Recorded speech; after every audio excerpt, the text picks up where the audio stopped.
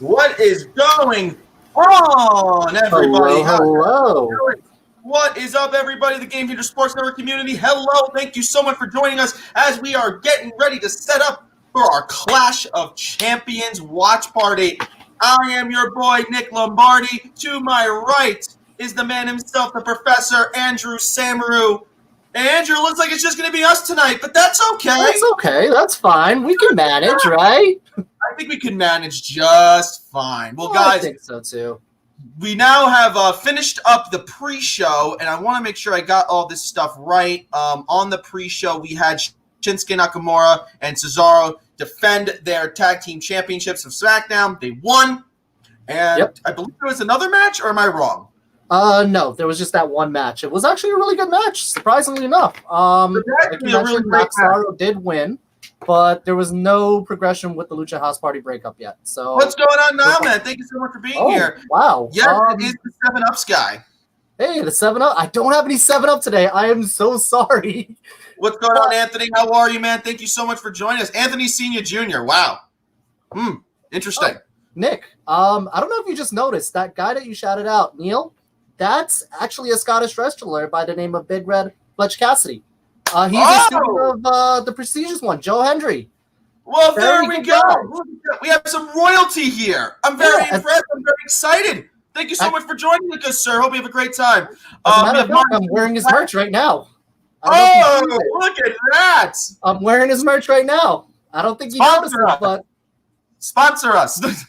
Now we got our good buddy Martin here saying he's glad the IC title match is starting off the show. Yes, as I saw as they were getting ready to go live, we are going to have some good IC title match coming up here. You got, of course, Sami Zayn taking on AJ Styles, taking on the current Intercontinental Champion, Jeff Hardy. So a lot of stuff there. Pause. Sami Zayn is the current Intercontinental Champion. I will not hear any difference. That is up for debate, sir. Oh, look at this. We have our friend here saying thank you so much. Anytime, bud. Anytime. No consequences tonight, though. Oh, look at this. Here we go. Now we're going to have a really, really good night. Now, guys, make sure you send us your predictions as the night goes on. Keep us honest. Obviously, we had our prediction show this past Wednesday night. I'm just going to do real quick. Andrew, Intercontinental title match. Who's coming out the winner here?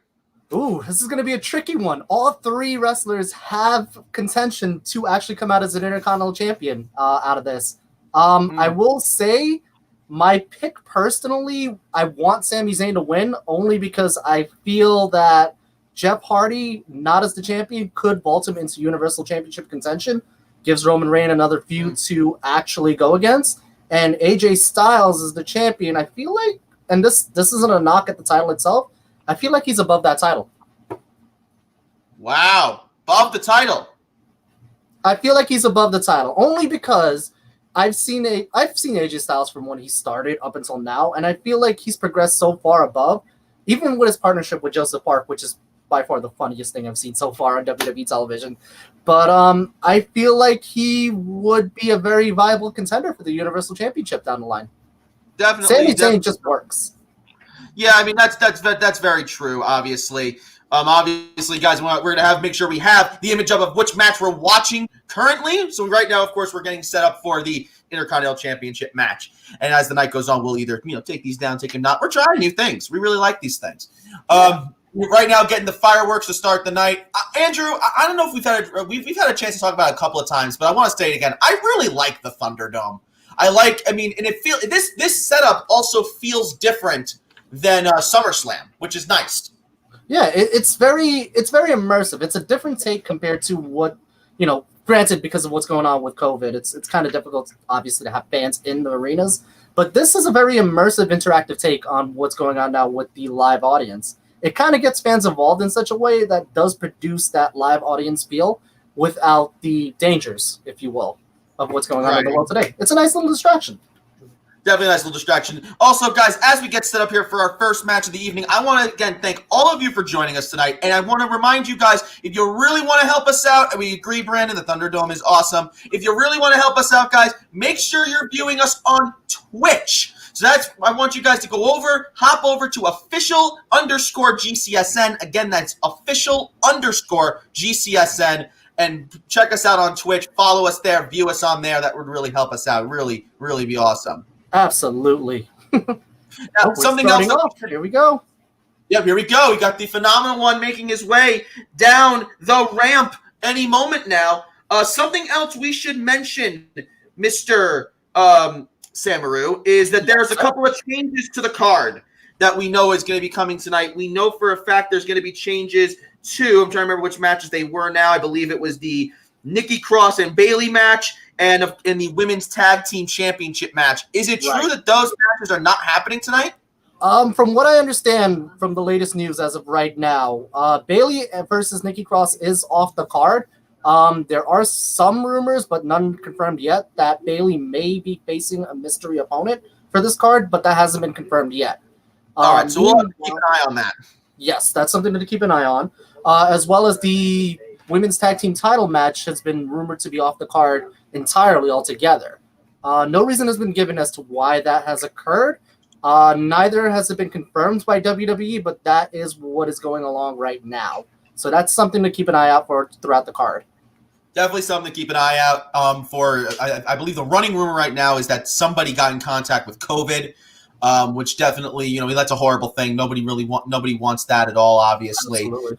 So that's really a very unfortunate situation if that's the case. Definitely throws a monkey wrench into some possible creative plans, but that obviously takes second to the health of the wrestlers and people involved. So, you want to make sure that that's always not the case. Now, what's weird is both Sami Zayn's Intercontinental title and Jeff Hardy's Intercontinental title are hanging from up top. So does the winner have to grab both? Actually, that's exactly what it is. It was revealed in a recent episode of SmackDown that the winner to this match will have to grab both titles to end this match. So it does leave a lot of leeway as to what's going to happen as if one person grabs both one title, someone else grabs another title, but that's far and few in between. Yes, absolutely. Martin Lee, our good friend here at Game Sports Network, saying Nia and Nikki are unfit to compete. WWE confirmed it during the pre-show. So that match is not happening at all. Was a fairly predictable match, but it does show a bit of an issue that they're facing right now. Their tag team champions may have been exposed to COVID, which definitely makes it that title is going to be on hiatus for a little bit, at least for the next coming weeks. Right now, what's interesting is they're showing highlights from each person with ladders, and they're only showing like Money in the Bank moments. So they showed this past Money in the Bank with AJ Styles pushing off. I think it was Aleister Black and Rey Mysterio. Then they just showed Sami Zayn doing like a Hurricanrana or I think that's what it was, off to Dolph Ziggler in 2017. And now we're getting Jeff Hardy coming out. They better not just show Jeff Hardy in a Money in the Bank ladder match because, he's been in so many ladder matches. There's so many different highlights you can pick, but that's besides the point.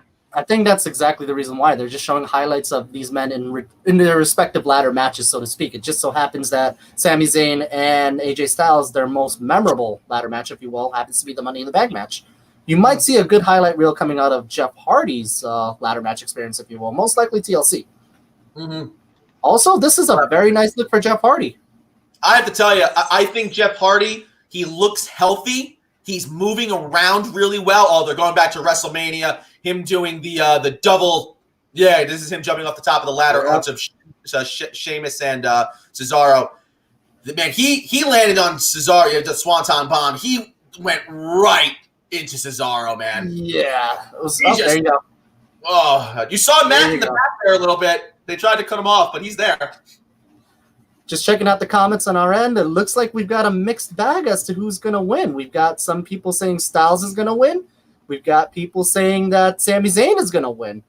Wow, guys, definitely interesting. I'm thinking Jeff Hardy's going to retain here. This could be a mixed bag. So now you do make a very good point because definitely Hardy and AJ are people that could compete against Roman for the championship. And I think that something that I had mentioned on our pre-show, our prediction show on Wednesday, was that what I really want is for Roman Reigns to get true heel heat. I want him to be taken as a heel, not as a cool guy who's like a bad, if you know what I'm saying. So personally, I mean, I think a feud with Jeff Hardy would be great for Roman because it'd be really cool to see him get an extra heel heat on a super over babyface like Jeff Hardy. I mean, no one's gonna boo for Jeff Hardy. Oh, totally agreed. And I do have a lot of thoughts about that. I'm going to save that for that respective match because I want to give the respect to what's going on right now with this triple ladder match, which is looking to be a pretty explosive start right now. Yeah, absolutely. Jeff Hardy already taking control, it seems, getting out there, about to pick up his first ladder. Obviously, there's a huge advantage to Jeff Hardy. He has been in some of the most memorable ladder matches in WWE history. Oh, a sliding baseball slide there by AJ Styles into the ribs. Very nice. Yeah, but obviously Hardy knows his way around ladders. Oh yeah, Hardy is undebatably the most experienced among the three right now in terms of the ladder match in itself, the innovator of the ladder match, if you will. AJ Styles argues to be the most dynamic of the three when it comes to right now overall ring quality, as well as that was a very nice plancha. Wow, standing with a nice springboard. That was very nice. Very nice. In agreement to also overall, I guess, unpredictability as to what he's going to. Okay, Sami Zayn coming back. As to what is going to happen throughout this match. While Sami Zayn proves to be the underdog, which is ironic considering he should be, and for my intentions, the current Intercontinental Champion. I don't care what anyone says.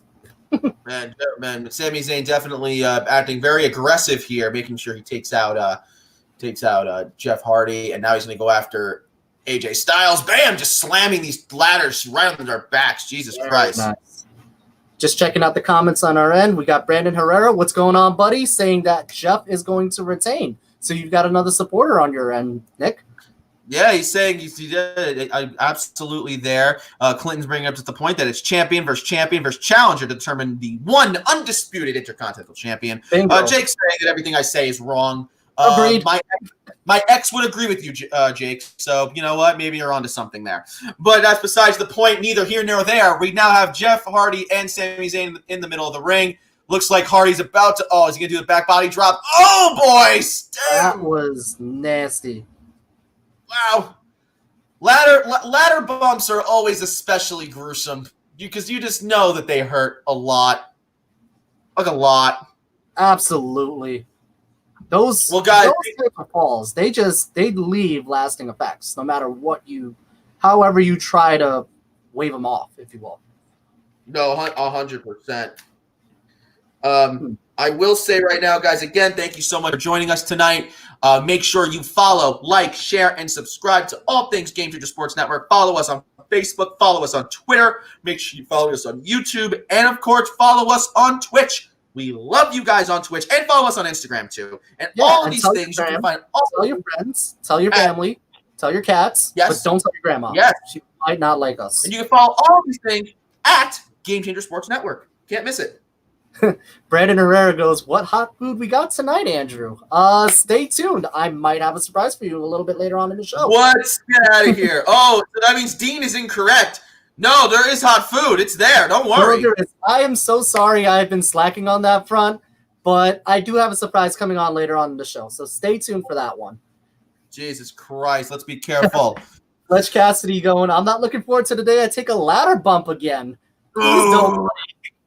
I mean, he's also got a social distancing match coming up soon, so that might be something you want to look forward to. Just don't hurt yourself, man.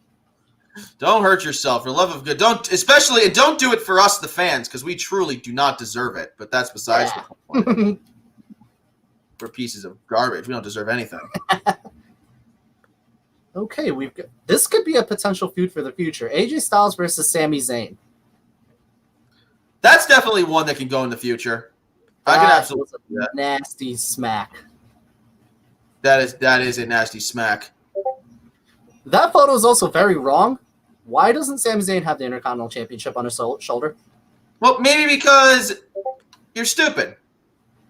Maybe because he is the current champion. Look at him. Why is Jeff Hardy holding the belt? He is not the current champion. He is the current champion. I'm not getting into this with you. No. He is not the current. No, Sami Zayn never got pinned. He never lost that belt. I'm just saying. Just saying. Just saying. You're just stating the facts. That's all you're saying. That's exactly it. And on top of that, he has pinned Jeff Hardy before. Therefore, that rightfully makes him the champion. All right. I think you're drinking the Kool-Aid a little bit there, Andrew, for the love of God. Actually, I got a cup of water over here, but, besides the point. Besides the point. I don't know what the hell's going on with this image here, but we're just going to take that away for a minute. We have our friend Matt saying, good evening, you beautiful men. Enjoy the show. Matt, where are you, man? We miss you like crazy. Pele kick from AJ Styles. Very nice. Gotta love that, man. Matt So far right now. He's not the champion. He is absolutely the champion, though. He never lost the belt. He just decided not to compete because of what's going on with the real world right now. He was protecting his health. So he's got a good says Sammy's the champ. You know what? Listen. See? Thank you. If you don't show up, you can't defend your belt, which means you ain't a champ. Sorry. But what if you can't show up? He couldn't just like Finn Balor is the Universal Champ. My case. No. He vacated that live on television. Sami Zayn never vacated. Heather, I see you're asking a baseball question. As much as I'd love to answer this question for you, this is the wrestling show. So what I will encourage you to do, Heather, I like this question. I want you to save it. Make sure you join us on Monday for our the wind-up with us, because that'd be a lot of fun stuff to talk about. People are like you drinking the Kool-Aid here. You all understand. The facts are the facts, and that is why justice will prevail, and Sami Zayn will win both these titles tonight. Oh, for God's sakes. Here we go. AJ Styles. I'd love to see, man, 10 years ago, an AJ Styles-Jeff Hardy feud would have been awesome. Because it actually happened in TNA. No, but just like a real, I don't know, like better. Just better. I don't know. I like this more fleshed out characters. I mean, he was doing Willow at that point, right? No, he was this was around the time he debuted in TNA. He did have a couple of matches, but he wasn't really exactly at 100% at the time. But when he was there, he was really good. Well, no, he was, but I'm just saying, they never had a full-on feud, did they? It was kind of a mini rivalry more than a feud. It was kind of a one-up sort of thing. Sammy just throws out Jeff. He's going to push out AJ Styles. He's going to run up that ladder. Come on, Eric. Get up there, Sammy. Do it for your family. Do it for your fans. Come on, Sammy. Come on, Sammy. Look at this. Here we go. I never thought I could multitask this much. This watch party on my phone, Clash on my pad, Mario Galaxy on my TV. I'm a wizard both in ring and in real life. I love it. Now listen, good sir. I encourage you to, maybe message the Game Changer Sports Network, and maybe we could have, a live stream with all of us on here. That'd be a fun time, I think. Why not, buddy? Do you have a webcam and a mic? Join us. You have a webcam and a mic, dude. You don't even need a webcam and a mic. Oh my God! What a freaking that was nasty. Nasty. Martin says the reason why it was rumored that Zayn was away is because he became a dad and was helping out his wife. That is an interesting rumor. Aww. I did not hear that. If that's true, you guys say anything touching the titles, but no, Hardy's right there. Hey, look, see? Look who is the only one in the ring right now and is rightfully climbing the ladder to obtain the belts. Now, you're a little behind now. He just got thrown out by Jeff Hardy. Well, see, that's the injustice of the world. What can I say? Oh, Sami Zayn back up, though. Slams Hardy into the barricade. Terrible. This match shouldn't even be happening. Honestly, because Sami Zayn is the rightful champion. He shouldn't be defending his belts in a ladder match right now. Oh my God, this guy. I mean, you'd think. I'm just saying. I digress. Hey, Dean Yates says that he's in for the joining in at some point. That'd be a lot of fun there, Dean. That would be entertaining. Entertaining. Very entertaining. Hey. Hardy and Styles right now are fighting on the outside. Now Styles is now stomping away over at Sammy. Oh boy. Whoa! Styles went for something, but just totally missed Jeff Hardy. I don't know what the hell he was trying to go for there. Now here comes Hardy. He's going to jump off there. Oh my God. Wow. Wow. That was... Oh man. Woo! These guys are Wow. stiff tonight, man. I love it. Oh, a big haluva kick on the Jeff Hardy. He knocks him over the barricade. He's underneath the LED screens where the people are under right now. Hardy is effectively out of this match right now. And Sami Zayn is crawling, scrambling to get back into the ring to climb that ladder. Does that mean Hardy is no longer over? I'm not talking to you anymore. But, I mean, Sami Zayn right now is dead center in the ring. There's nobody around him. See, that is justice. That is justice. Here we go. Sami Zayn is crawling. Oh, my! AJ Styles throws a mini ladder right at his face. Amazing. Amazing. Oh, I don't know if he's selling his hand right there or if it actually hurts. I don't know. I think he's... It's hard to say because... I mean, I hit his hand. It did hit his hand, actually. I thought it was just more towards his face, but he hit his hand. But, like... Huh. Interesting. It could be interesting to see how that... That's going to be a factor coming in the later half of the match when Sami inevitably gets both belts. But, besides the point. Let's see. I'm just checking out the comments right now. Brandon Herrera says he would be in if he was not working. I'm so sorry, buddy, but keep on the lookout. You may be able to join at a later stream. Absolutely. And real quick, guys, I want to give a big shout out to all of our affiliate channels that we are live streaming across right now. I want to thank our friends over at the Whiskey Hour. I want to thank our friends over at Circus Monkey Sports. I want to thank us over, obviously, us here at the Game Changer, everyone who helps make sure the back end is working. And, of course, to those people right now watching us on Twitch, thank you so much. Guys, again, check us out on Twitch. Official GCSN is, oh my God, AJ Styles just took a really nasty bump off the top rope. Oh my God. Bad. Oh, man. Damn, and Sami Zayn was able to pull that ladder down. Both Hardy and Styles went down. Styles bounced off that top rope.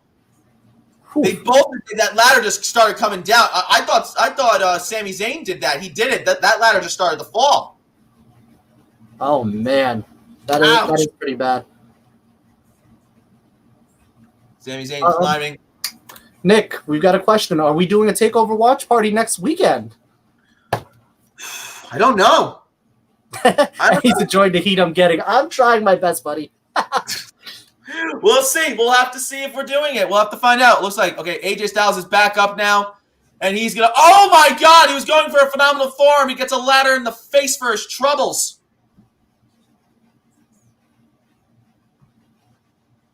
This is – honestly, this is a really good match. This is a great ladder match. I don't know what anybody else is thinking. Guys, in the comment section, let us know what you're thinking. Let us know. What do you think? You think this is a good match so far? Do you think it's not? I also like how are there more LED stuff for the pay-per-view than there normally are? Oh, Twist of Fate by Jeff Hardy. Honestly, I think not. I think it's just they're utilizing more of the resources that they've had because it's always been this many people, but it never really seemed as filled as it does right now. Yeah, right. I'm not crazy when I say that, right? Doesn't it seem very full right now? Well, you are crazy, but not necessarily for that reason alone. That's a very, very, very fair point. I try. Both belts still hanging in the air right now between these three competitors, and everyone is down, as we see. Yep, this match has definitely been entertaining, Martin. I completely agree with you. Indeed. But I still maintain that justice will prevail by the end of this match, and Sami Zayn will walk away with both belts. I'm just saying. Well, look at this. He's gotten over the ladder, even though Sami's trying to play. He's trying to, I don't know what the hell he's doing here. He caught himself. Oh, my God. Oh, my God. Hardy got all up and ended in there. Got tangled in that. You could see the faces of people in the audience just like us. Oof. That was a nasty fall by Hardy. He seems okay, though, but that was not fun. That was really smooth, but really terrible to look at. Yep. I'm just saying. I mean, he was flat on the ladder, and then he just kind of fell over. I think it was just the way he kind of like set himself coming down that kind of helped a little bit. but it still looked painful nonetheless. Oh, can Otis cash in on this? No, he cannot cash in on this. As funny as that would be, unfortunately, he cannot cash on this. I don't think Sami Zayn will win that easy if he does, but don't think that Hardy and Styles can't turn this into a TLC match. That quick Hardy is well known for this. That is true. Hardy at any moment can pull out a table and make this a little bit more fun. We'll have to see. Well, we also need a chair for that one too, but that's besides the point. Now, I just noticed that on the announce table, they just panned it real quick. There are a lot of cough drops on that. Yes, there are a lot. So, I think it's. Do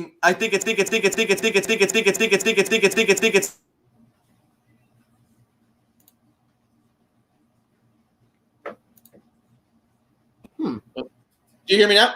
I hear you now. You completely. Okay, for some reason I was undone for there for a second. But I think the last thing they want is having someone coughing like crazy on commentary, especially during these times. I think a preventative measure, but yeah, that is pretty bad. Wow. Okay, so we got a bridge right now. We've got a bridge now. Sami Zayn is AJ Styles is up on top of the announce table. This is not a good.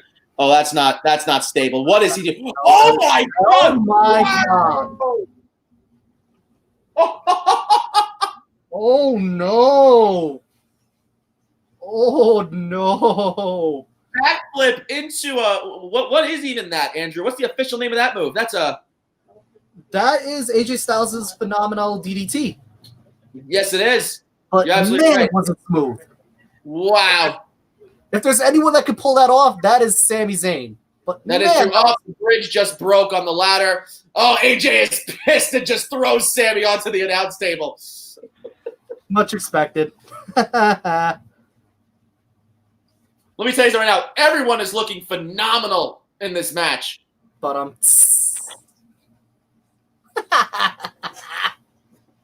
Oh, here we go again. He puts him on there. I love how Sami, if you saw, he helped them. He pulled the plastic shielding that they have on top of. Oh, another. I really didn't want to point that out, but yeah, that was pretty obvious. He was just like, take the shit off. Take the shield off. Take the shield off. It's fine. All right, Hardy is. Oh no. Oh no. Oh, Jeff sees someone on a ladder. You know what this means. Yep. Shirt's coming off. Oh, Hardy is setting up a ladder. That's a big boy ladder too. Right next to. Oh my God. I was waiting for the big boy ladder to show up at some point. Like it had to happen. Oh, here we go. Hardy's going all the way to the top rope.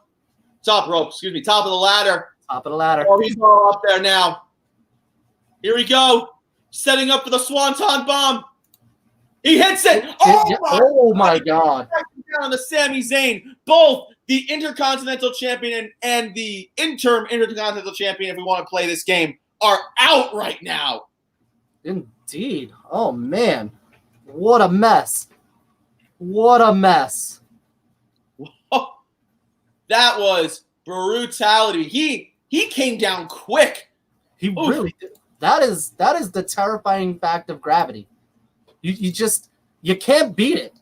Gravity is a mother. It's a cruel mistress. Huh. For everything else, there's MasterCard. But besides the point. Let me tell you something right now. This is an insane way to start this card. And I think that because there's less matches on the card tonight, I mean, I think they're getting a lot of time. Well, here's the thing that worries me, though. This match has been so good and so dynamic in such a short amount of time. I worry that, A, the crowd's going to get worn out by the time the next matches come along, and B, they may not be able to live up to this match. Right. Well, one of the advantages now, obviously, of a non-real, a virtual crowd is that there is no fan burnout. You're not going to get the audible fan burnout. They're always going to be able to, make it look like it's, the fans are going crazy. So you don't have to worry about it. You could always pipe in audio. What happened? I said that's true. You could always pipe in audio. That could work like that. No, exactly. So that's definitely something there. But I do agree, though. You get worried that, can they live up to the rest of the match? Yeah, we got our friend here saying, me and another student at our wrestling school made a deal to one day have a ladder match, and he would do a Swanton Bomb off one onto me. Please, don't kill yourself, man. You Climb actually the have ladder, to make it here to the Climb the U.S. ladder, kid. Climb the ladder. Make You yourself have to make famous. it here to the U.S. We have to see you live. Here we go. Oh, man, AJ Styles getting up to the top. Oh, no. Oh, there's Jeff. He throws him off the ladder. These guys are really, really putting it all on the line here, man. I really want to see this feud continue, honestly. Like, barring who's the rightful champion. At the end. Like, this is really good. This is insane. And a drop. Okay. I'm clearly behind you by a little bit, but... Yeah, you're behind me for, I think, about a minute. Just a tad, but you can fill me in a little bit. It's all good. Yeah, and now, guys, please, as you're watching us, let us know, what do you think of the match so far? Do you think this is going well? Do you think that has your opinion of who you think is going to win, has it changed at all? Let us know. We'll throw up your comment. We really appreciate you guys being here. And again, make sure you like everything Game Changer Sports Network related. Make sure you follow Circus Monkey Sports. Make sure you follow the Whiskey Hour. Really appreciate you guys following us there. Be sure to turn on the notifications so every time we go live, you know that we're here. Yeah. Also, make sure to explain in your reasoning that why Sami Zayn is going to win this match. But oh my God, Sami Zayn just launched Jeff Hardy into the barricade. He is really, really, really, really, really angry right now. He wants that ladder. He wants his Intercontinental belt. Oh, he's taking his jacket. What's in his jacket? Oh, we got handcuffs. He's got handcuffs. He's got 2 sets of handcuffs. That is justice. That is justice in its finest. 2 sets of handcuffs for Sami Zayn. What is he going to do? Now, he put one in his pocket. He's walking over with the other one over to Jeff Hardy, who's out cold right now. He's rolling around a little. Come on, Sammy. Get you your titles. Well, get you your titles. Where's he going? He's gonna take one ladder. I don't understand what he's trying to do here. I get he's gonna handcuff him to the ladder, but what's the point if he can't? Boom! Slammed him. It's justice. It is justice, Nick. But he can still move. The ladder doesn't weigh 10,000 pounds. He can still move. Well, I mean, the steps weigh 750 pounds. Oh no! No, Sammy, no! Oh, okay. He just took the handcuff through the gauge in Hardy's ear. That's gonna be nasty. Oh no! And he attaches it to the ladder. Oh wow! I did not see that coming. Oh my God, that is nasty. It's still not as nasty as Orton putting the screwdriver through it, but that is still nasty. So what were you saying again about the ladder weighing 10,000 pounds, Nick? Well, never mind. It changed it up a little bit. He can still pick up the ladder. It's not like he can't get the ladder up, but I think he's just freaking out now. He wants to get that ladder up. Sami Zayn and AJ Styles now inside the middle of the ring. He's pulling out the other set of handcuffs. He's going to try to get – he's got it. All right, Jeff, all you got to do is rip your ear off and you can win the Intercontinental title. Let's see what's really worth it right now. He's not going to go full Mick Foley for this. Not with that attitude. He's got one handcuff on Styles, but he didn't finish the job. Oh, man. Clinton, I did not kid. Yes, I did say Hardy's ear is handcuffed to a ladder. I'm not being funny. That's what happened. No, he really handcuffed his ear to the ladder. Styles is now fighting off Sami Zayn. Beautiful. He's still got one handcuff on. Boom! Into the middle of the ladder goes Sami Zayn. Beautiful. Setting up for... what we got here? Looks like he's going to go for a suplex here. What's he trying to go for? Boom! A nice suplex. Very nice. Wow, this is definitely getting good. Oh, no! Sami Zayn, while they were doing in the suplex, handcuffed himself to AJ. Oh, no. You ain't going anywhere without me, bub. That's amazing. Brilliant move by Sami Zayn. Now, the problem is AJ's beating the crap out of Sami Zayn, but that's not good. Because he's got to pull Sami up there. That's actually really genius by Sami Zayn. That is genius. There's nowhere that AJ has to now bring up Sami Zayn with him up the ladder. Huh. So basically, just like Sami Zayn has been carrying this entire division, now AJ's got to carry Sami if he really wants that title. I'm just saying. Stop it. No, because it's justice. I'm just saying. Sami Zayn should not have been in this match to begin with.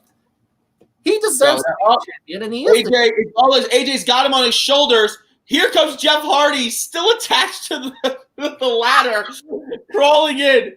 Amazing. AJ's fireman carry, bringing up Sami Zayn. Jeff Hardy's trying to also be in this. This is insane. What a creative.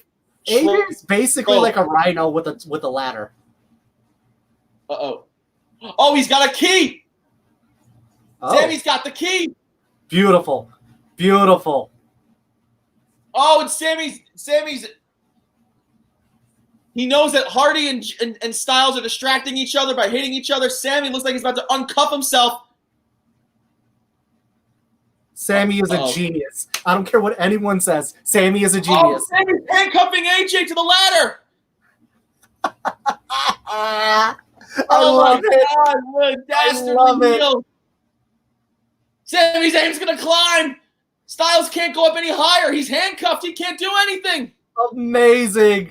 Oh, he's just got to just jump down and push the ladder. No. Yes. Damn it. Yes. Damn it. Justice has prevailed. Sami Zayn prevailed. Amazing. Beautiful. Well deserved. The current Intercontinental Champion has retained his titles. You're welcome. Well, guys, you just heard it here first off from me and Andrew. It is official that Sami Zayn is the undisputed Intercontinental Champion. He was undisputed the whole time. He was undisputed. It was just the system working against him. I'm just saying. Look at all these people so excited. Everyone agrees. Everyone agrees with me. I love it. And Jeff Hardy is so yes. Oh, no. He's on the rightful champion. Oh, for God's sake. The crowd agrees with me. Everyone agrees. Zayn should have never lost that belt. Oh, for God's sakes. Well, guys, I think that, listen, and your winner, the new undisputed Intercontinental Heavyweight Champion, El Generico. Not new. He was always the champion. There's no new. That graphic is wrong. The comment is wrong. The comment is wrong. Everything is wrong. Everything is wrong. Sami Zayn is your new Intercontinental Champion. Overall, Andrew, what did you think of that Intercontinental Championship match? Oh, that was an amazing match, despite the fact that never really should have happened because Sami Zayn should have been champion all along. But that was an amazing match. Honestly, a great opener for this pay-per-view. No, the winner's graphic is a burden. I should say, still Intercontinental champ. He never lost the damn thing. He never lost it. He always should have been the champion. Dean says, I'm the predictions king, Nick Lombardi. We'll have to see about that as the night goes on, Dean. But I cannot deny a really good match, a fun match. Sami Zayn was creative, added a new layer to the ladder match that we really haven't seen before, and it worked perfectly with his character. Absolutely. And look, that beautiful shot right there. The champion holding his belts in victory. Oh, for God's sake. Sami Zayn's the rightful champion, Nick. You are just wrong, and Andrew is right. I'm terrible. No, see? He didn't recapture. He was always the champ. I have nothing to say. You don't have to say. Oh, man, AJ looks pissed. Still the champ, baby. Still the champ. So now the question is where do they go from here? If I'm going to guess that one of these guys, because what was great about it was everybody's also protected. Because because of the handcuff thing, both Hardy and Styles are both protected in the loss. Absolutely. And that's kind of the beauty of a triple threat and a ladder match. The fact that no one took a pin in this match, so you're not really compromised here. And on top of that, Sami Zayn won the match, through handcuffs. So there is potential for this feud to continue either with one or both these competitors. But hey, if the champion wants to give his challengers a shot, by all means, Well, also what it means is that if one of them goes into something else, look at that beautiful shot. It's if someone decides to go into something else, it's not like they're going in with damaged goods because they both look great. We got Clinton here saying, does that mean that AJ will finally get a run at the WWE Universal Championship? I mean, he lost to Rollins for the title, but does that mean he'll get a title run at some point? I think that if either of these guys are going to go for a champion, for a world title, it's definitely, a part of me wants to say Jeff, though, because I want Jeff to help get Roman over as a heel. And I'm afraid that if Styles goes into a feud with him, everyone's just going to want him to become champion, and people are going to boo Roman, but not for the good reason to boo Roman. Or maybe they don't care. If you're booing Roman either way, it's still good for them. I don't know. What do you think there, Andrew? That's a tricky situation. I mean, you could have Jeff Hardy believably go into the title contention to continue the redemption arc that he's currently on. You also could have AJ Styles go in to give Roman Reigns a viable contender to continue the dominant run as champion. I don't necessarily think that everyone's really going to care about the cheer-boo dynamic right now, given what's going on with the Thunderdome per se. But, like you said, any boo is a great boo. Yeah, I mean, listen, obviously, I guess it's more of just, what the fan reception of it would be, if you know what I'm saying. Which I think definitely, I think fans are going to really want AJ to be a champion, because we do. We all want him to be a world champion at some point soon. Oh, yeah, absolutely. Look at this. Is this R-Truth dressed as a prospector? Did that happen on the... Oh, my God. This is so funny. He's dressed as because it's the Gold Rush. You get it? Now, that interesting thing, Andrew, what we were talking about on the prediction show is that every tagline in the pandemic era for a pay-per-view has meant something. It's all meant something. They've all had significant value to the shows. Right. Especially last pay-per-view, where it was out of nowhere, what it ended up being. Now, this theme is Gold Rush. Now, Is it just as simple as, every title's on the line, so we're just going to call it a Gold Rush? Or is there something else that could happen in the, that will make the sentence be more, more applicable to? What do you think? I feel like there is definitely going to be something significant that happens later on in the show to emphasize that Gold Rush meaning. To me, the first thing initially that comes through my head, as R-Truth is sneaking around as a prospector with a referee and so, the first thing that comes into my head is that there are going to be title changes. Somebody's going to...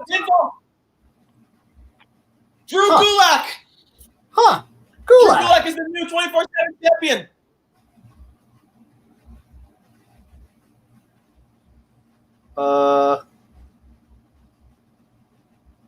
He's duck walking. The duck walking. Yep, that's right. Gulak is 24/7 champion. Every title's on the line. Every title's on the line. Now, Brian is saying he thought that the Intercontinental Championship was a good match. He thinks Jeff Hardy will be the next one to challenge Roman next. We'll have to see. Viable. Very viable. Now, he said Jeff is good enough to be Universal Champion at least once. AJ, too. I see these guys being in Universal Champions pretty soon. This may be a wishful thinking, though. We'll have to see. Brandon brings up an interesting question. Does Otis cash in tonight for the Gold Rush? Ooh, I wouldn't say it's more of a gold rush. I think it's more of a gold waddle. But besides the point, it's very possible.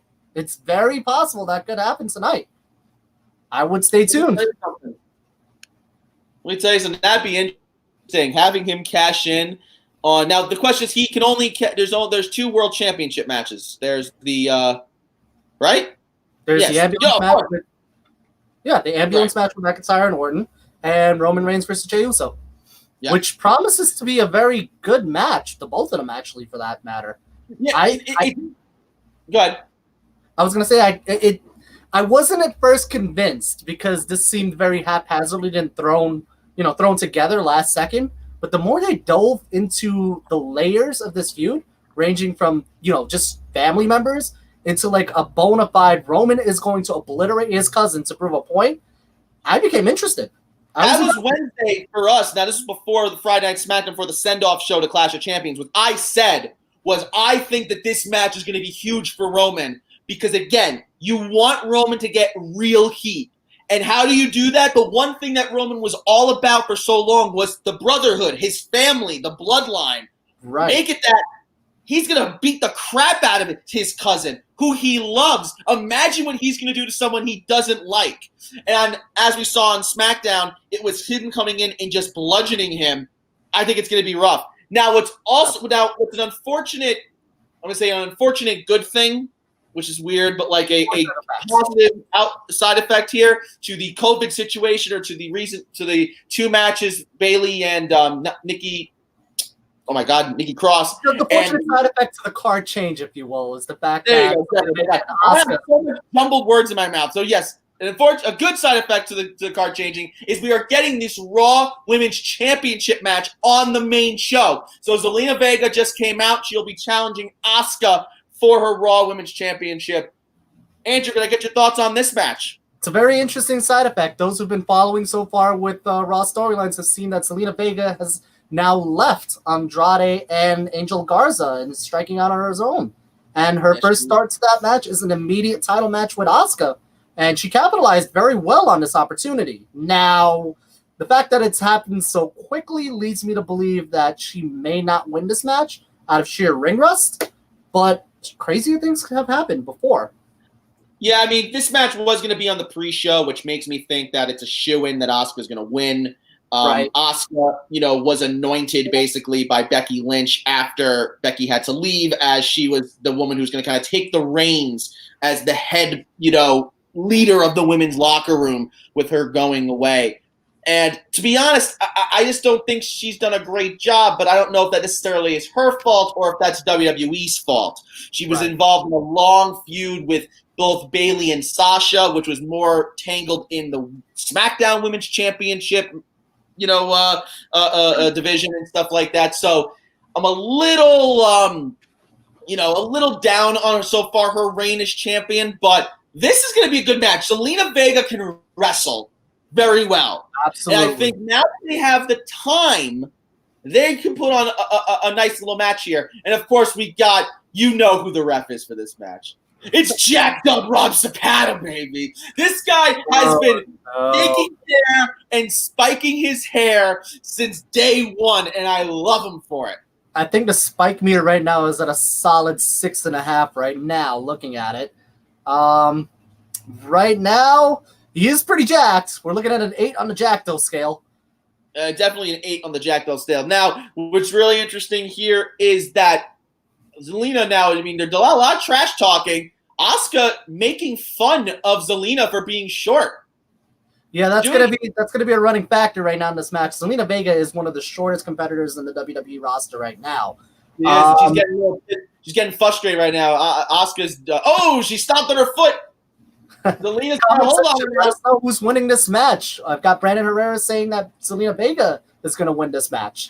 I think that's wishful thinking. It's very possible, but kind of improbable. Now we got Clint James saying something. He says, I'm watching you guys on Twitch and on my laptop along with my tablet on Facebook. I'm not telling you guys to double dip, but go right ahead, man. Why not? It's double Nick, double Andrew. Can you really go wrong? Just make sure you're sanitized while you're doing it. I have nothing to say to you anymore. Brandon says Roman versus Uso should turn into Nash versus Hogan with a poke, and the Uso sides with Roman. Don't put that evil out into the universe. We don't want to see that anymore. We don't want to see that anymore. Oh, man. Everyone keeps talking how they want this like Samoan dynasty stable, and I'm not crazy about it. It has potential. I'm just not totally sold on it, only because we're seeing a lot of factions right now in WWE.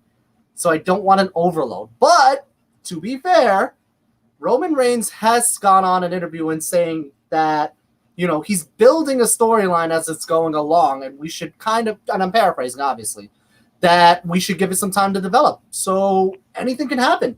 I'm willing. SmackDown has been very good lately, so I'm willing to give it some time and see where it develops. Absolutely. Yeah, definitely. I mean, Roman, like you said, Roman in a recent interview made a point to say, guys, let the thing sizzle a little bit. But also, I think with exactly what you just said, too, a point I want to bring up is I think SmackDown's been great. Absolutely. It's been a fire lately. Really good. I don't see a lot of what's been wrong with SmackDown. I think they have a lot of storylines going on. They're trying to be dynamic with their creative. I think Raw, in my opinion, has just been this really, really stiff, kind of boring show. But again, that's just me. You're not wrong. Raw seems a little bit disjointed lately. It seems like everything that needs to happen on Raw is happening at not even a mile a minute. Just like 2 seconds flat, you got a story going, and you got a conclusion already, which isn't really good. SmackDown, on the other hand, has taken its time to kind of develop the stories as it's going along. And you've got things like the ladder match that just happened, for example. You've got things like Roman Reigns versus Jey Uso. Like simple, like Bayley and Sasha. That's the big story going on right now. But little things like that has just kind of climbed SmackDown towards its 2016 levels. It's getting there again. It's definitely getting there. Then Martin's saying, "I'm with Clinton. I got you guys on FB on my phone and Twitch. I got all my stream occupied with games. Clash this stream. If I could watch it on 2 devices, I would." Brandon saying Roman will win the match. Both of the Usos should side with Roman, and they become a group. I understand what you guys are saying, but I just don't know if that's really what I want to see. I would give it time to develop. I mean, there's a lot of potential for it. The only reason I'm against it is really, in hindsight, more of a nitpick than a reasoning behind it. But I'm not totally against it. It just has to make sense to me. I completely agree. Now, right now, guys, I have up on the screen the match that we are currently watching, which is the Raw Women's Championship match. Asuka defending her belt against Zelina Vega. Zelina Vega being very aggressive in this match, really taking it to Asuka. Now, I'll ask this question, Andrew. Yep. Could this be a big breakout match for Zelina Vega? If she has a really good showing in this match, could we see her in more higher profile women's matches rather than her just being a valet or a manager for Andrade and Garza and stuff? Honestly, it kind of has to be, and only because Zelina Vega, for all intents and purposes, ever since she debuted in the WWE through NXT and even in some cases in Raw, she's always been seen as Andrade's valet, minus a couple of matches here and there with Andrade as a tag team partner. This, in and of itself, is Zelina's breakout moment as a legitimate women's singles star. We all know her as a legitimate wrestler from other promotions. However, the WWE audience may not necessarily convey that through her amazing work as a valet. So Zelina needs to step up here. And she is doing it. We can all see that she's doing it. But she needs to step up here. This is the moment for her. 150%. Indeed. I mean, right now, it's showing because Zelina is very aggressive in the match, as you said. As I'm sure we're all seeing because I'm kind of behind right now on my feed, we've got an armbar on Zelina that's getting countered into the Asuka lock pretty quickly. So here we go for the hip attack. Misses the hip attack. And Zelina, again, going for the submission move. She's been really, really trying to pull at the arm of Asuka, which is a smart move because if Asuka can't fully get that lock on, if her arm's not strong enough to hold it, you got a problem there. Ooh, again, a Hurricanrana onto the arm. Yeah. Double knees into the bottom rope. Turnbuckle, excuse me, and a pinfall for no. So Zelina's got a strategy going into this match. I mean, I know that this match really hasn't, as Brian Defoe has mentioned, this match really didn't really get much of a build. And that's only because right now this is kind of a transitional feud for Asuka. Because, like Nick mentioned, she's been tied up in the Bayley and Sasha feud for quite a bit. So Asuka kind of is starting to build her own feud line, if you will. Yeah, so which is important. You got to start from somewhere, unfortunately. And Zelina Vega, unfortunately, has to be the first sacrifice for this. But it could potentially be something great. I think so, too. So far, it's going really well. Oh, here we go. The Asuka lock is almost put in. And Zelina, put her roll up. 1, 2. Here we go. Oh, look at this. Wow. Look at the transitions. Oh, no, the Oscar lock's almost fully in. She's got it in. It's done. Zelina's done. See, and that's what I'm talking about. Like, little things like that will put in the casual audience's heads that Zelina is a very, very skilled wrestler. I think this was a good showing. Yeah, no, I mean, this was definitely a good showing. I wish they had a little bit more time. How long was this match? It wasn't very long, unfortunately. Honestly, this kind of came across as a transitional match towards the other matches, and I guess it can't really be helped because this match was kind of shoehorned into the main card, if you will. But it's still, I mean, in my eyes, it was a pretty good coming out party for Zelina Vega. Yeah, I mean, listen, it wasn't like it was an embarrassing match or anything like that. I mean, she did a very good job, and she didn't just get, oh my God, what a really, really good move by Zelina. I mean, she definitely showed what she could do, which is great. But what I'm, concerned about is, does she now just go right back down to what she was doing before, or do we actually get to see more of Zelina doing some of her own independent stuff? I think we're going to see more of Zelina in the future, only because Raw's women's division is kind of compromised at the moment. So we need more viable contenders for Asuka's title right now. Now, Asuka right now is getting an inside the ring interview with Charlie, so maybe we get someone here who makes a claim towards her next opponent. I don't know. Dean Yates is calling her AJ Lee 2.0. I can kind of see that. Because the skill set is very similar. I feel like she could be a little bit better than AJ, though. And that's just my opinion, but feel free to contend against that. Hot take. Here we go. This is interesting. Zelina Vega now is getting the arm extended. Oh, I'm getting a phone call. No, and I'm not answering it. Zelina Vega and Asuka are, look at this, showing some signs of respect, but no, Vega going right back after Asuka. Knew that was coming. I mean, Asuka did very good to kind of build Zelina Vega up in that. Mm-hmm. But Zelina's pissed. She feels like she had a chance to win, and she feels like she blew it. She feels like she can beat her again. Asuka's shouting at her. Oh, is she saying she wants to? What is she saying? The feud is going to continue from here. The feud is absolutely going to continue from here. And you know what? I'm okay with that. So I just don't know what she's saying. I can't. Here's the thing. I may understand a little. Is she trying to have a match right now? No, she's saying it's clearly not over between Zelina Vega and Asuka, and I think that's for the best because, like you were just saying, there is no way that there's nothing else for Asuka to do with the women's division right now in Raw. The women's division on Raw is garbage. They have, and I say garbage not in the talent, but it's the talent mixed with the booking. There's nothing.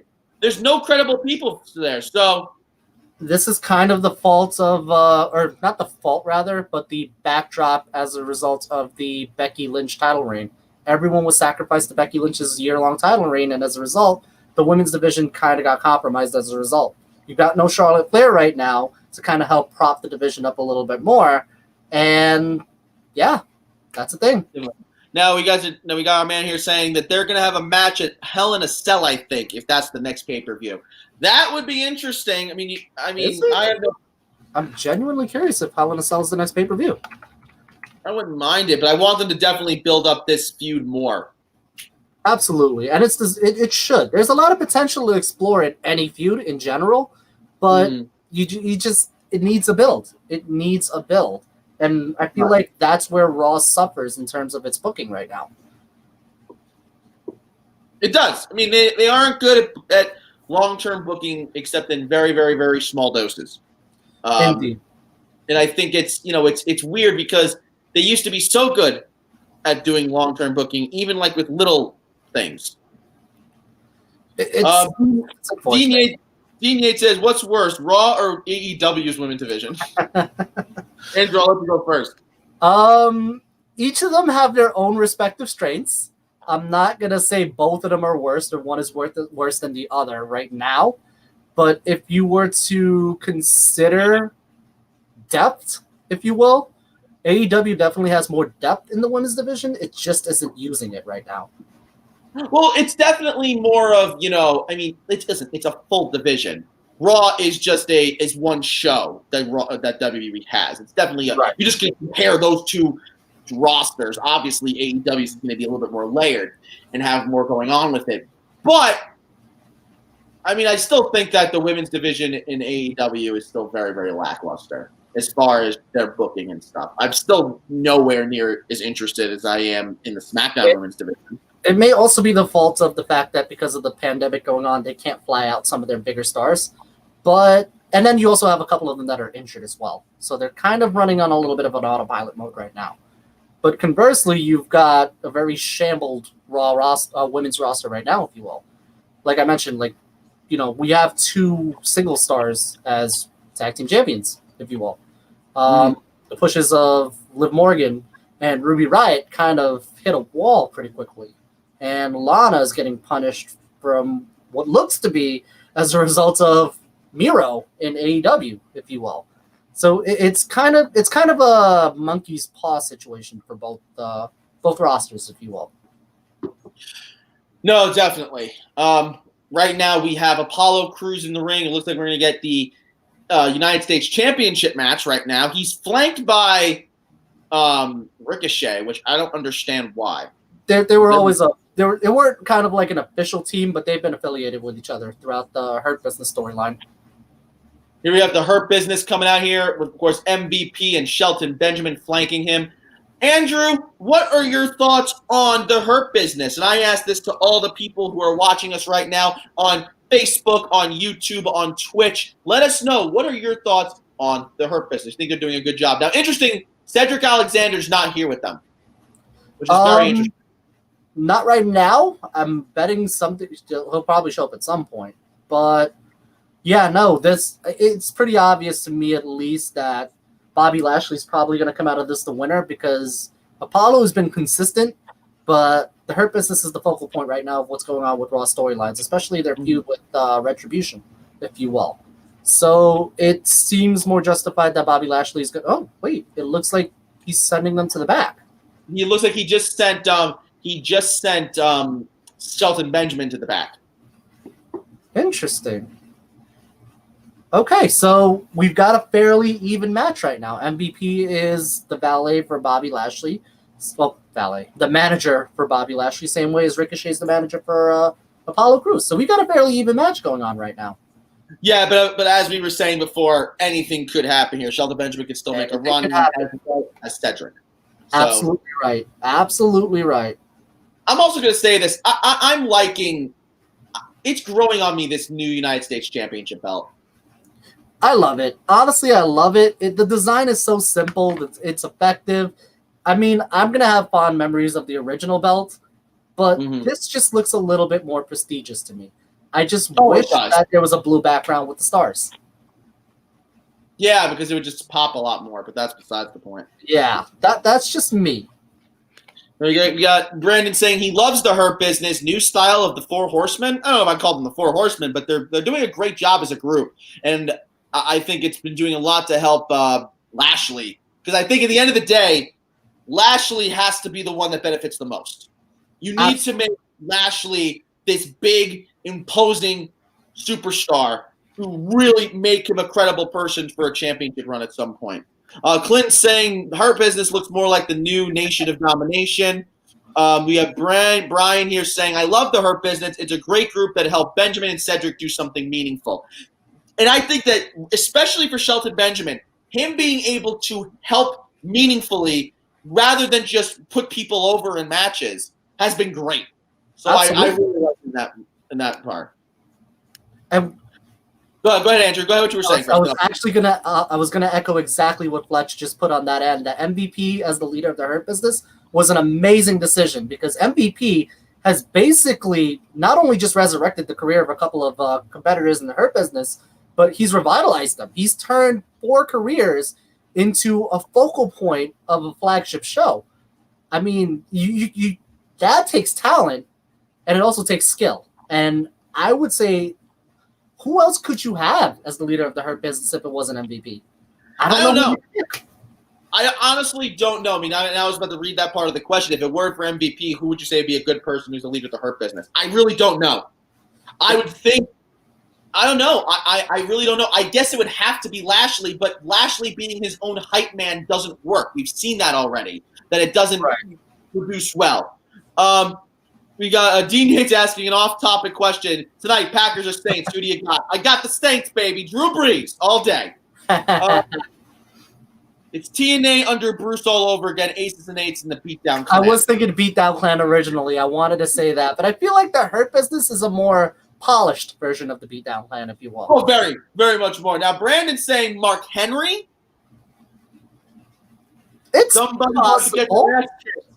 It's very possible, as long as they don't utilize the chocolate drop. And if those of you who aren't familiar with that, look it up on YouTube from New Legacy Inc. Funny boys. Oh, good Lord. We already got that as the leader. Yes, he's done it with Lashley twice. Martin's saying the Hurt Business has been amazing. One of my favorite things to watch on Raw right now. They've definitely been something to look forward to on Raw. I'll ask you this question as we watch a fairly, so far, standard match with Lashley and Apollo Crews. Do you think they'll add any more members? Right now they have 4. Will there be a 5th man? I kind of hope not, only because they just recently added Cedric, so they need time to kind of establish him as a solid member for the Hurt Business. But I'm not against the stable growing a little bit more, as long as it doesn't hit NWO levels. That was bad. Martin Lee, some breaking news here. Martin Lee says Nia Jax just tweeted out that her tag partner was expecting something with a baby emoji. Really? Now, I want to double check, because that's interesting. Huh. That's interesting for a number of reasons. I mean, if that is the case, congratulations does go out to Shayna Baszler.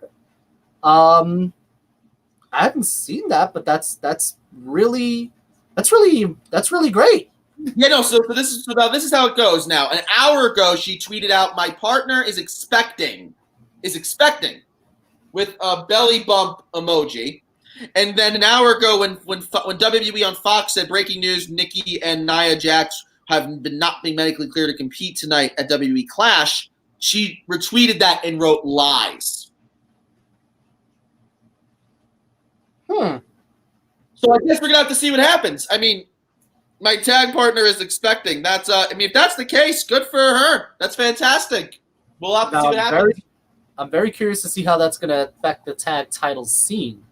If Nia and Shayna are gonna have to vacate, or will Nia be able to maybe pick another partner? That's also very possible. Just like Matt Riddle was able to do. This is also true. This is also very true. You know what I'm saying?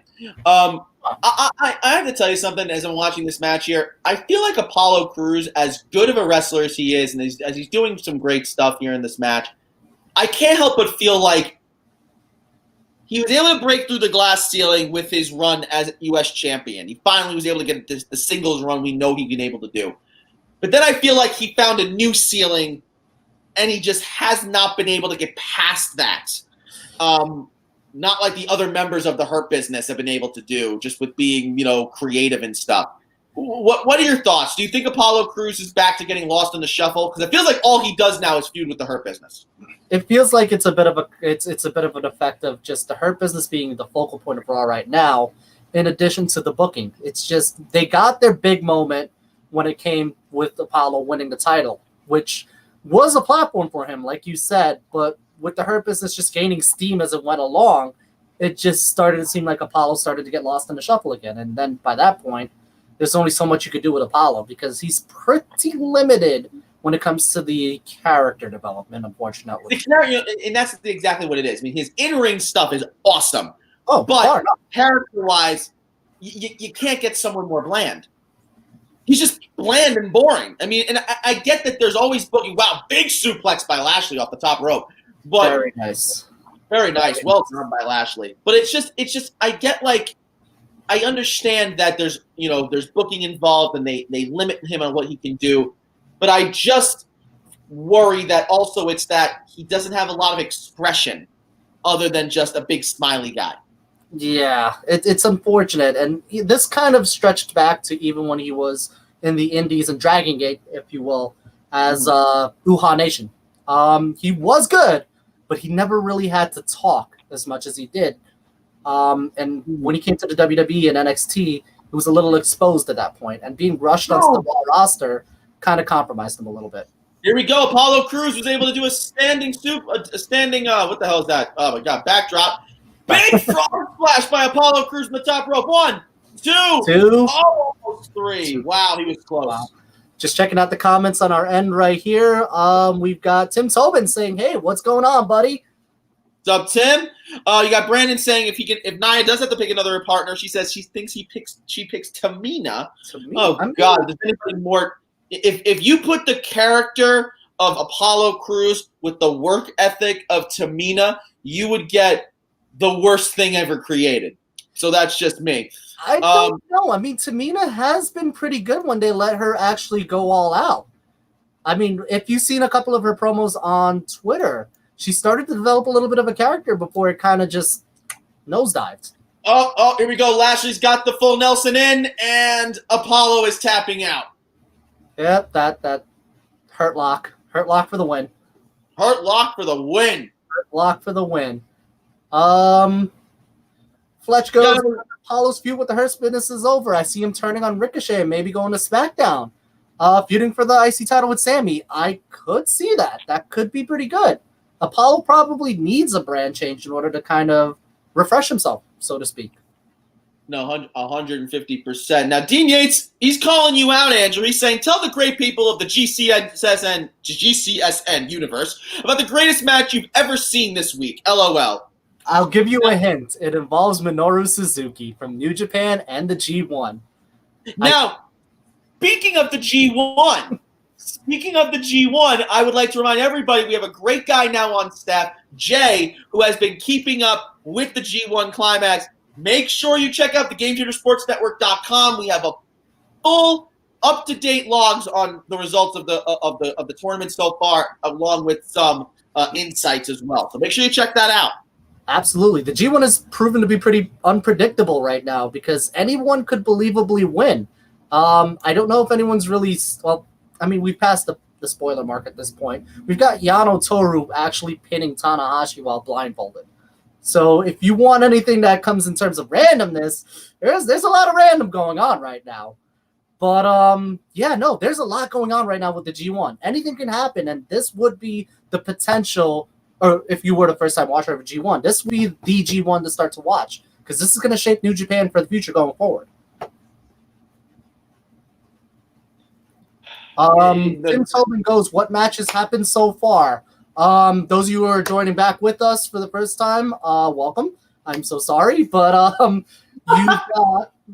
you've got Noxaro beating Lucha House Party in the pre-show match. Nothing has progressed with the Lucha House Party breakup. It was just a loss for Kalisto. So that happened. You've got the triple threat ladder match with Sami Zayn, AJ Styles, and Jeff Hardy, which was a banger of the match. I would definitely recommend watching that at some point. Sami Zayn, the rightful Intercontinental Champion, retained his belts against Jeff Hardy and AJ Styles in some pretty interesting shenanigans. I definitely should check that out. Definitely a watch. Asuka and Zelina Vega has happened in a fairly standard match. Pretty good. Cool down. Yeah, it was a good match. Asuka retained, and Zelina Vega attacked Asuka afterwards in an interview to continue that feud. And as you have just seen, Apollo Crews and Bobby Lashley just had a match. Bobby Lashley wins with the Hurt Lock. And now we're about to get our Raw Tag Team Championship match. Andrade and Angel Garza have just come out. And I have to tell you something right now, Andrew. They have to give the belts to these guys. So far, every champion – how about this? I'll even give you one, Andrew. I'll give you one. Every champion has retained tonight, except for R-Truth, because he lost the 24/7 championship to Drew Gulak. But so far, every champion has retained. But I really think right now we got to get some new tag team champions on Raw, and I think it's time for Andrade and Garza. What do you think? Oh man, I've got a lot of thoughts about this one. So I'm gonna let you say that on your own. I gotta bounce out for a second. Cool. Okay, so let me start a little bit with this match in particular. So Street Profits have won their titles, and they have retained for well over 200 days, if I'm not mistaken. However, they have not defended their titles since June. This is their next defense, or rather, this is their second defense since June. Meanwhile, on the opposite side, we've got Andrade and Angel Garza. Now, the storylines will have you believe that Andrade and Angel have been quote-unquote feuding, if you will, and breakups were teased throughout the entire period. Meanwhile, we have them right now kind of coexisting, if you will, to the point where now they're number one contenders for the tag team belts. So now we have this match as a result. You would think that they should rationally be tag team champions as a result of what's going on with the story. But it's kind of a mixed bag because even if you have Andrade and Angel Garza winning the belts, you still have them sort of infighting, if you will. Meanwhile, the Street Profits need more defenses as tag team champions. Now, I posed the question to you guys in the comment section. Who do you guys think is winning this match? Let me know in the comments below. I'm not able to kind of pull up comments right now because Nick is heading the stream, if you will.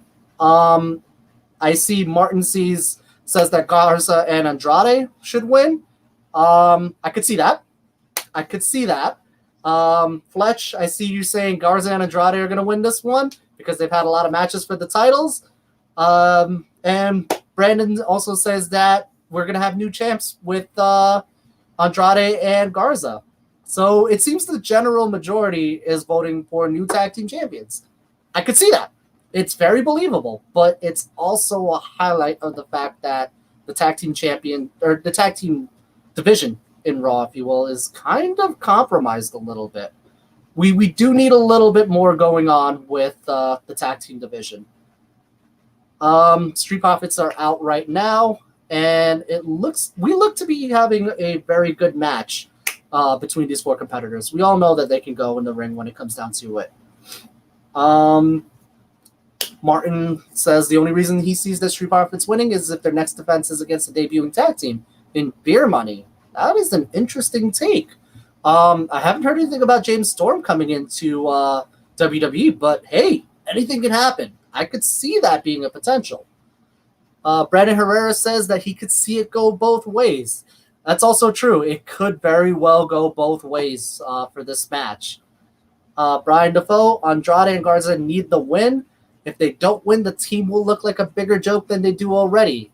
That's where the compromise comes in because Andrade and Garza were feuding this entire time, and they managed to coexist long enough to become number one contenders. But the story has it that they're still feuding. So it's kind of a mixed bag, if you will.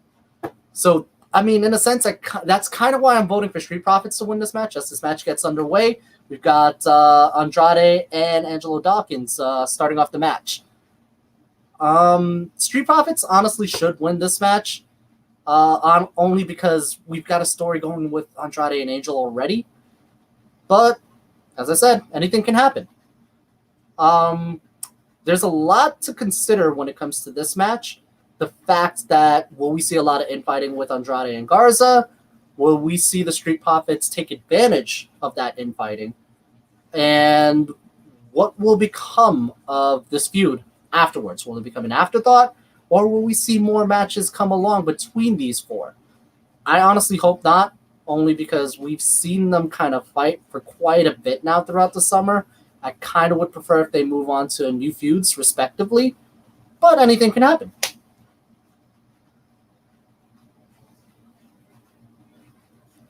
Checking out the match right now, it looks like the Street Profits have the early advantage going into this match. Angelo Dawkins proves to be the powerhouse right now for the Street Profits against the two. Very nice dropkick by Angelo Dawkins. Also, I don't know if I'm behind. I seem to be behind a stream when it comes to me versus Nick as to what's watching on the live feed. So I don't know if I'm behind compared to you guys in the comment section. I do apologize for that. I'm not 100% sure how I can fix that. If anyone knows, please let me know in the comments below if I do happen to be behind as I'm commentating. Okay, we've got Montez Ford, now the legal man. A little bit of neat teamwork right there with Andrade and Garza.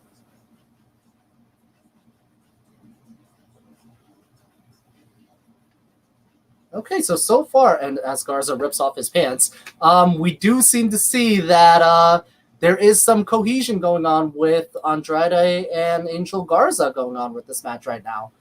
I like that they're doing it, but at the same time, it doesn't make sense for the story as of right now.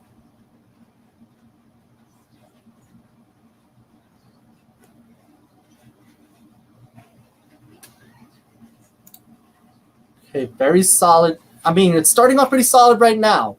So we do have a good showing from all four competitors going into this match.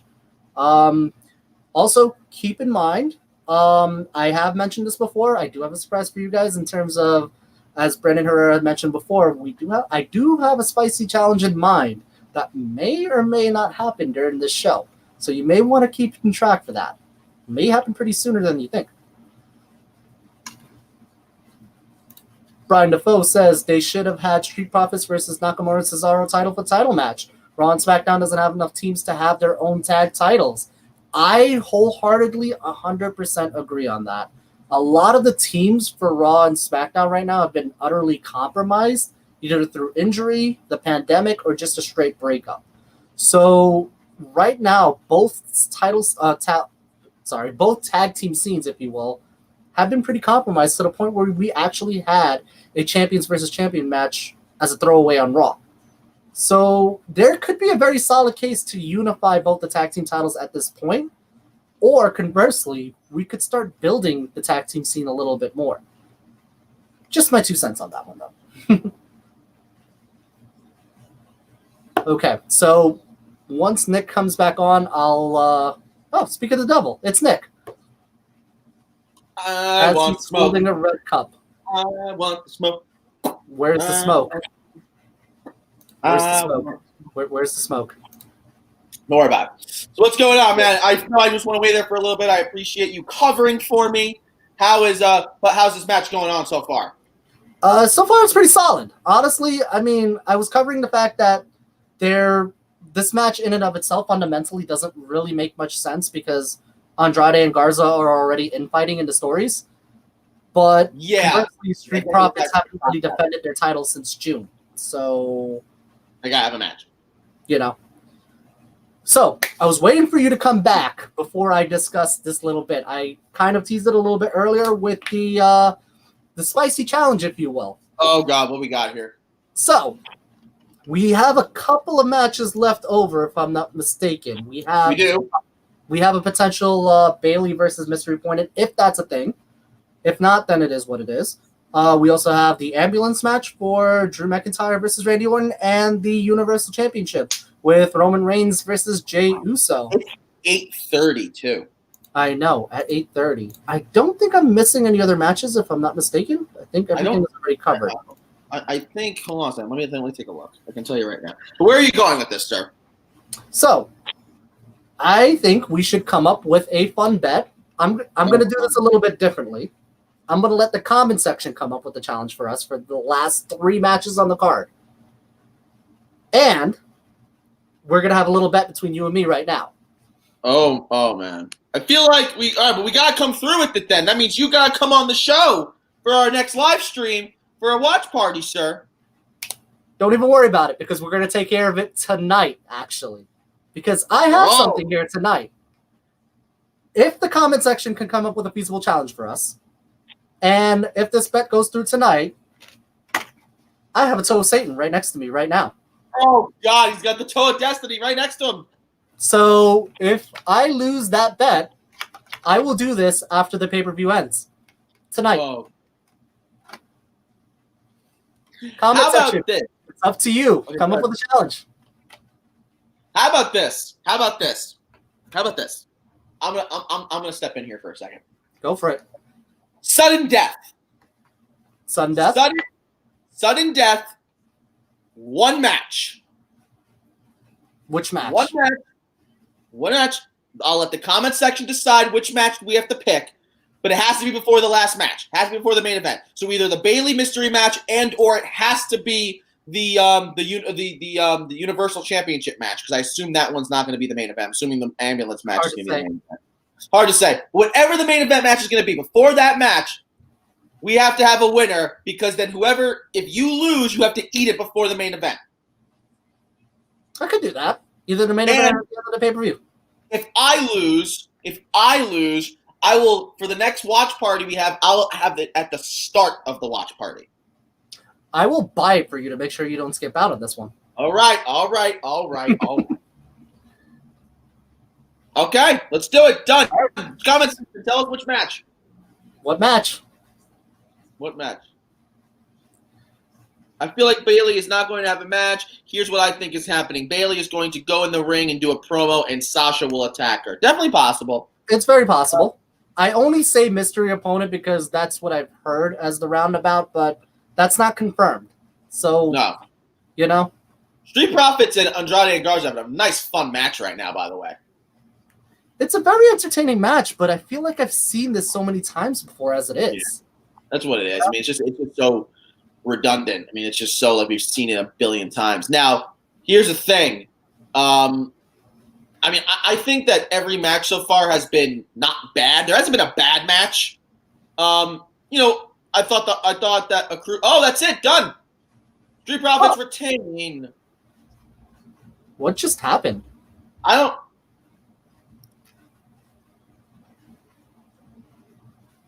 I'm very confused. I have to see that again. You hit him with a power bomb. He goes for the pin. 1, 2, 3. What? Huh. He counted the 3 on that? Something had to have happened. Hold on. 1, 2. He kicks up way before the 3.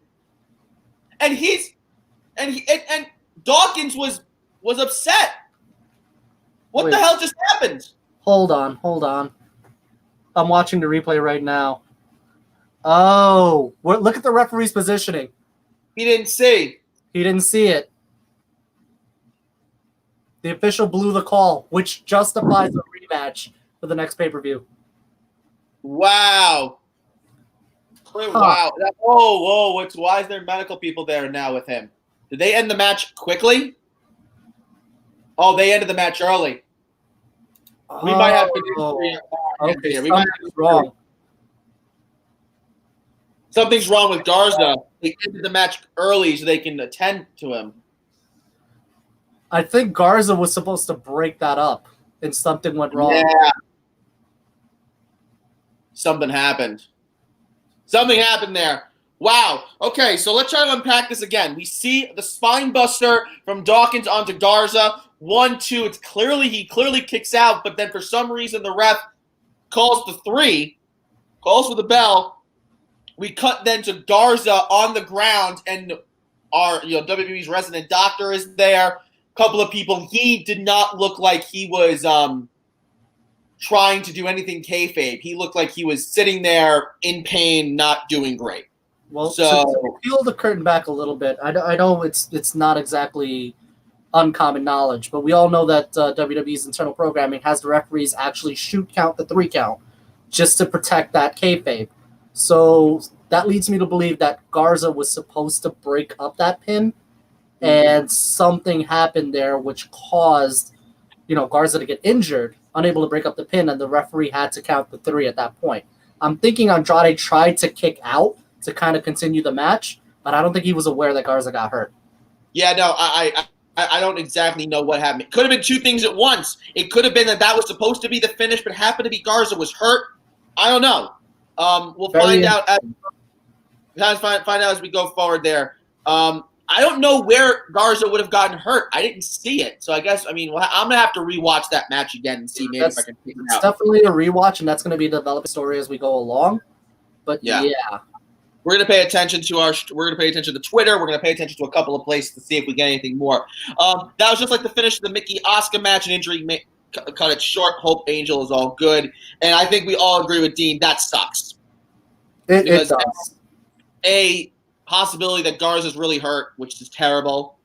Also, a possibility, also, and it's so much more of a minor thing, but then we also have continuing with the Street Profits as tag team champions, which sucks. But more importantly, it sucks that the idea that possibly Garza's hurt. So I don't know. Yeah, that's definitely. Hold on a second. 2 nights, every champion. What's this now? Oh, we got the draft. Oh boy. Friday, October 9th. Joy. And We're continuing this again.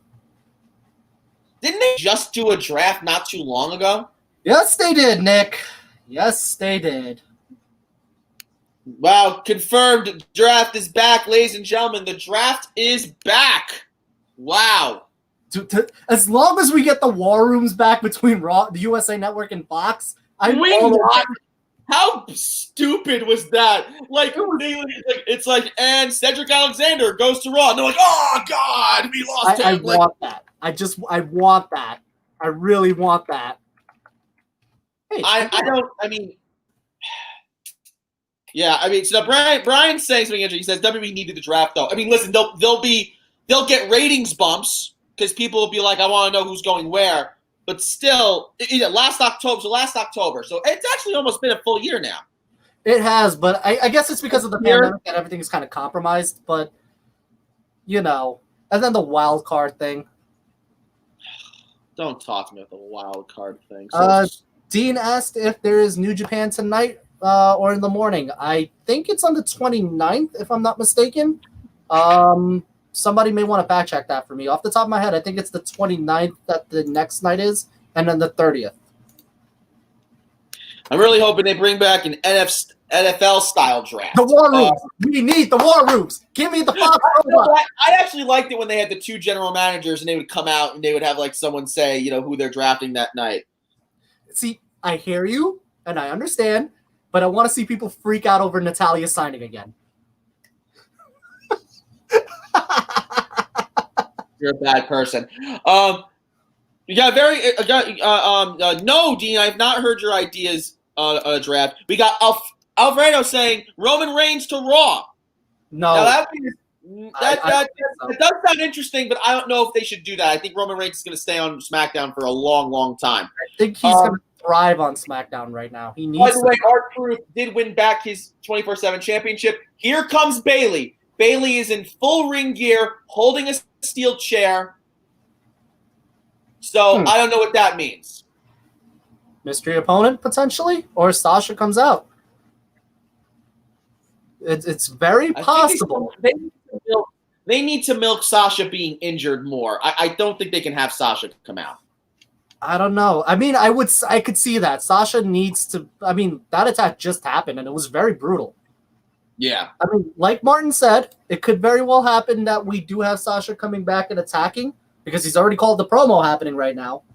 But I think it's too early.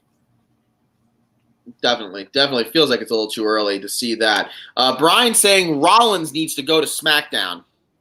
I don't know about that. I've actually really liked how it's evolved the Rey Mysterio family with Rollins feud. I actually don't think it's terrible.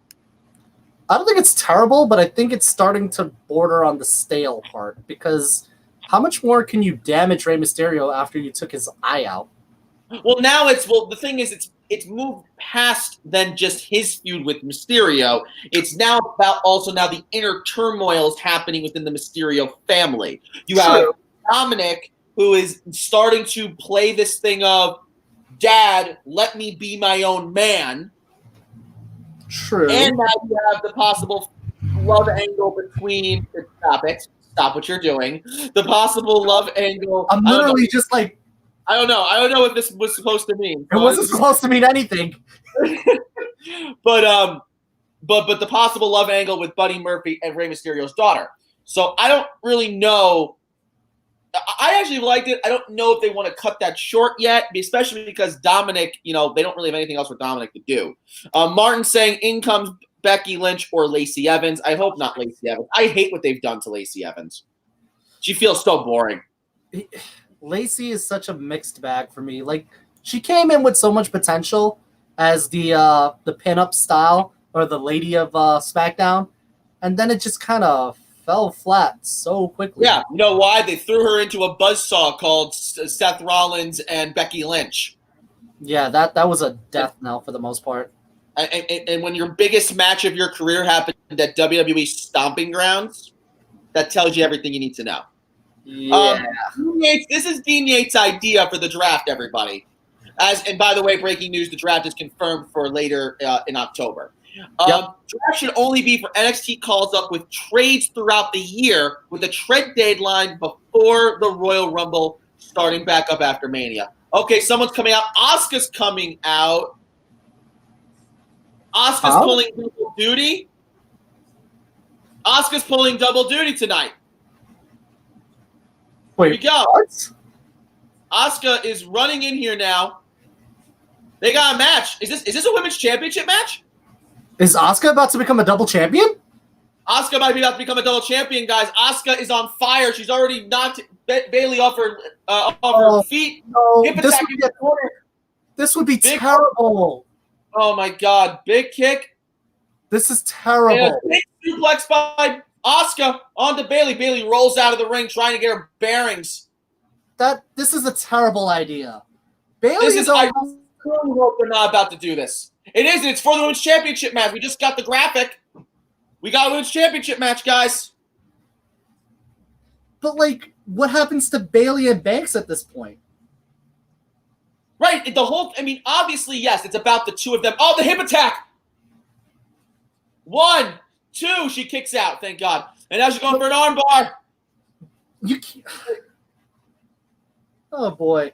There's a lot I have to unpack on this one. I mean, like, if Bayley loses, you just threw away 349 days as the women's champion and a story with Sasha Banks. And if Asuka loses, you just sacrificed the Raw Women's Champion for a SmackDown feud. This is... And then what's the point of having two brands? What's the point of having two women's champions then? What's the point? And even if Sasha Banks, do we see Banks get involved? Even if Banks comes in here just to screw her out of the title and then they just go on to do their own thing. No, Sasha needs to work to get the title back. Yeah. I mean, the whole story seems primed for Sasha Banks to take the belt. But this sacrifices both champions in one match just to placate a missing slot on the card. Huh. Yeah, that's fine, but the problem is now that you need Bayley to win. How's Bayley going to win? I guess by DQ. She could do a DQ finish. I mean, you could, but that... I don't know. Why Asuka, though? They should have given it to Lacey Evans. I see no point in Asuka winning unless there's someone interfering. I mean, you could do that. You could also do that. Now this is Dean Yates responding over for Brandon saying, no, she, and I'm assuming he means Banks, stays away and wins the Rumble. Might be a possibility. That'd be a good idea. Hold her back. We're close to Rumble season, so anything can happen. We got Codebreaker. Wow. Listen, kudos to Asuka for pulling double duty again, because she already did this. So, right? She already pulled double duty earlier this year, right? She has a couple of times. I think so, right? Yeah. See, here's my other gripe with this. This kind of, in a weird sense, delegitimizes Zelina Vega as a singles competitor, because you just enough to be wrestling after this. Yeah, you just had Asuka go through a match with a Zelina Vega, and now it's brushed aside because Asuka's fine to wrestle the women's champion. Deadlift suplex by Asuka onto the apron outside. Huh. Brian's saying there's a bunch of different choices. It could have been Brooke, Tamina, even even Bliss or Carmella or any women from Raw, like Asuka being here we go, chair, match over. Yeah, there we go. That's it. That's how you get away with it. There you go. That's how you get away with it. Like we thought. All right. Right, they ring the bell. It's over, right? Yeah, DQ, done. Now, couldn't they have done that with someone else other than the Raw Women's Champion? Yeah. You know? Was it just to convince us that maybe there was a chance that she can win? Oh, and here's Bayley. Or should be Sasha. Knew that was Sasha coming. came in the chair. Still with her neck brace on. Why would she not interfere during the match? I don't. Huh. Oh, when she's fun. Oh, she takes the. Oh my God, they're so. Oh no, never mind. She still has the neck brace on, but she has this neck brace on. She's still able to fight Bayley. She's chasing after Bayley. Bayley shoves her out. I'm sure she's not medically cleared. So we're about to get Sasha and Bayley in Hell in a Cell. That's no. There's Sasha Hell in a Cell match. There it is. You want to kill Sasha? Okay. But like, here's my thing, though. Here's my thing. Guys, why did they need Asuka for this? All you did was just make the Raw Women's Champion an afterthought. You did. You made the Women's Champion look like an afterthought, and you also made her look stupid. And you devalued Zelina Vega. This is my personal opinion when it comes to this. Champions should not be used as props in other champions' feuds. That's just my feeling on that. Right. I mean, it was already a thin enough line they were walking with the fact that the tag team titles were involved, so you were able to get away with it. But it still doesn't make any sense. Now Bayley is looking at Sasha like she's just going to brutalize the crap out of her. Either someone's going to come save Sasha, or I don't know what they're going to do here. Oh, here comes Sasha. She's able to kick her out of the way. She's got the Singapore cane. Here we go. Bam! Onto the back of Bayley. Bam! Oh, boy. Sasha does laying. Oof. She's swinging for the fences.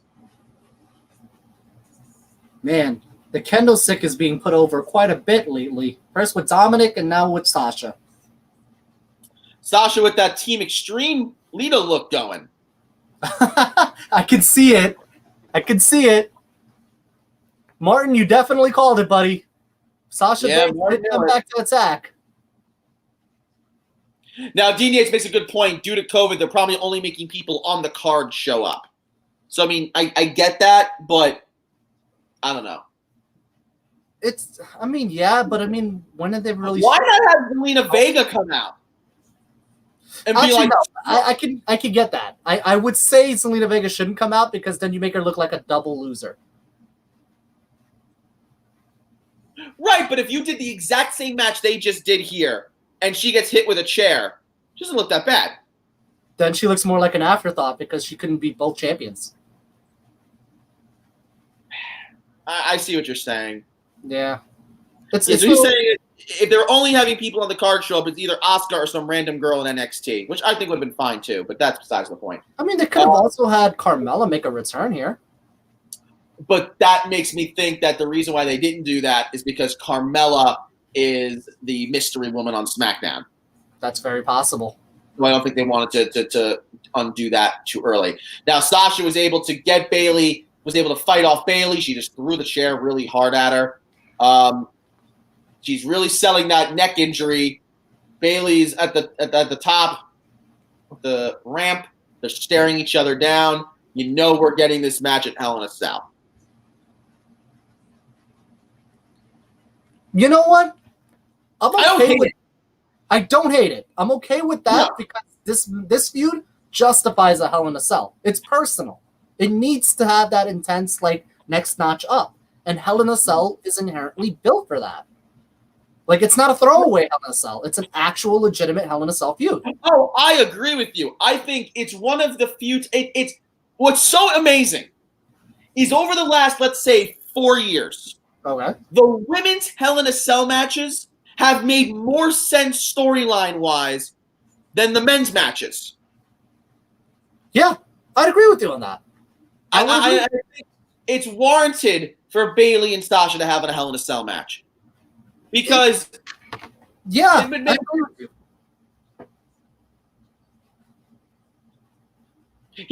when is no, never mind. I was going to say something stupid. Never mind. I retract.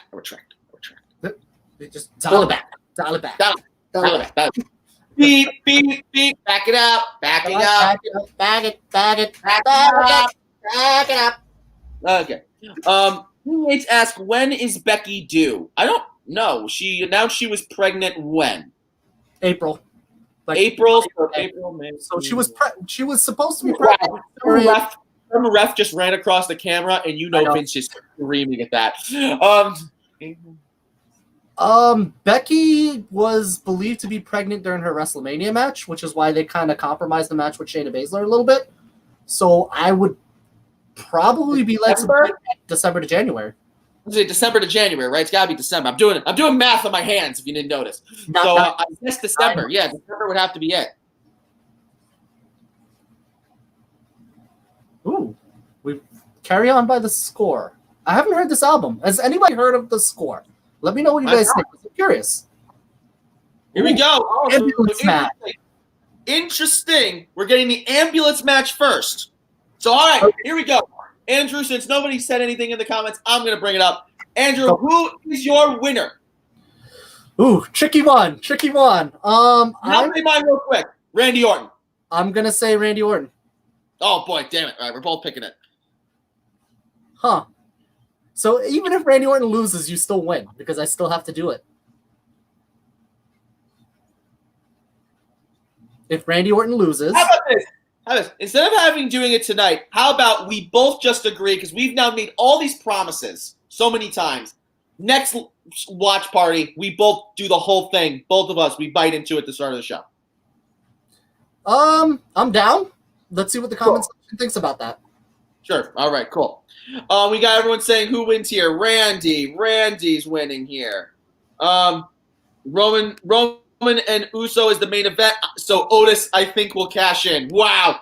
We're going to cash in from Otis. I will be shocked. I'll tell you what. If we actually get a cash in from Otis, I will eat that lollipop tonight. Oh, Gilberto Guerrero, thank you so much for joining us here. Bayley did lose, but she lost by DQ to Asuka. So that's that. Take that with you. Cross is not at the show. No official announcement why, but that match is off the card. Dean Yates goes double pay. Nick definitely owes. Yes, you do, buddy. All right. Yes, you do. So that's what we'll do. We'll do that next week. Next watch party, we will make sure that we both have fun. Hey, Nick, Takeover's coming up. Brian says the Fiend or Strowman should get involved in the main event too. Something has to happen since it's the main event, right? I think something happening is also the finish. It could happen, but I feel like Roman needs the decisive win to kind of push this whole sadistic demeanor that he's got going on right now. Well, and right now, because it's an ambulance match, you know that you can get away with it. You kind of can. You kind of can. Well, actually, no. I think he's referring to the SmackDown Universal title match. All right. Now, our friend here saying, for geographical location's sake, I want you to win, my Scottish brethren, but I have an idea for what I want to happen if Randy wins. So I want to hear that. Tell us, what do you think is going to happen if Randy wins? They're doing a really good video package right now. I mean, I'm hyping these two up.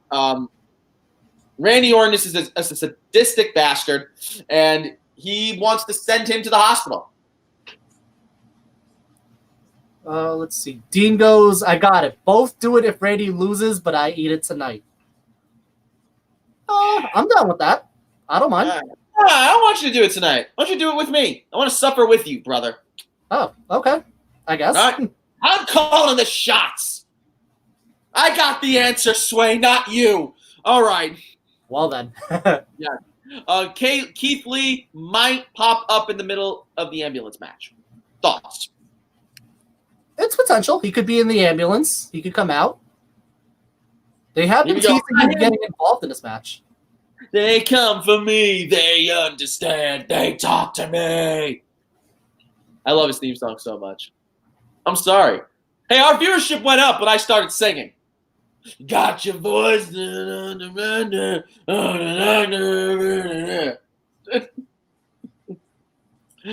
Come back, Andrew. Is he done? We got Brian saying he thinks Drew will win. Is he done? I'm done. Come back, for God's sakes. Why does Randy Orton look better every time I see him on TV, like just physically? Like, Right? the guy is ageless.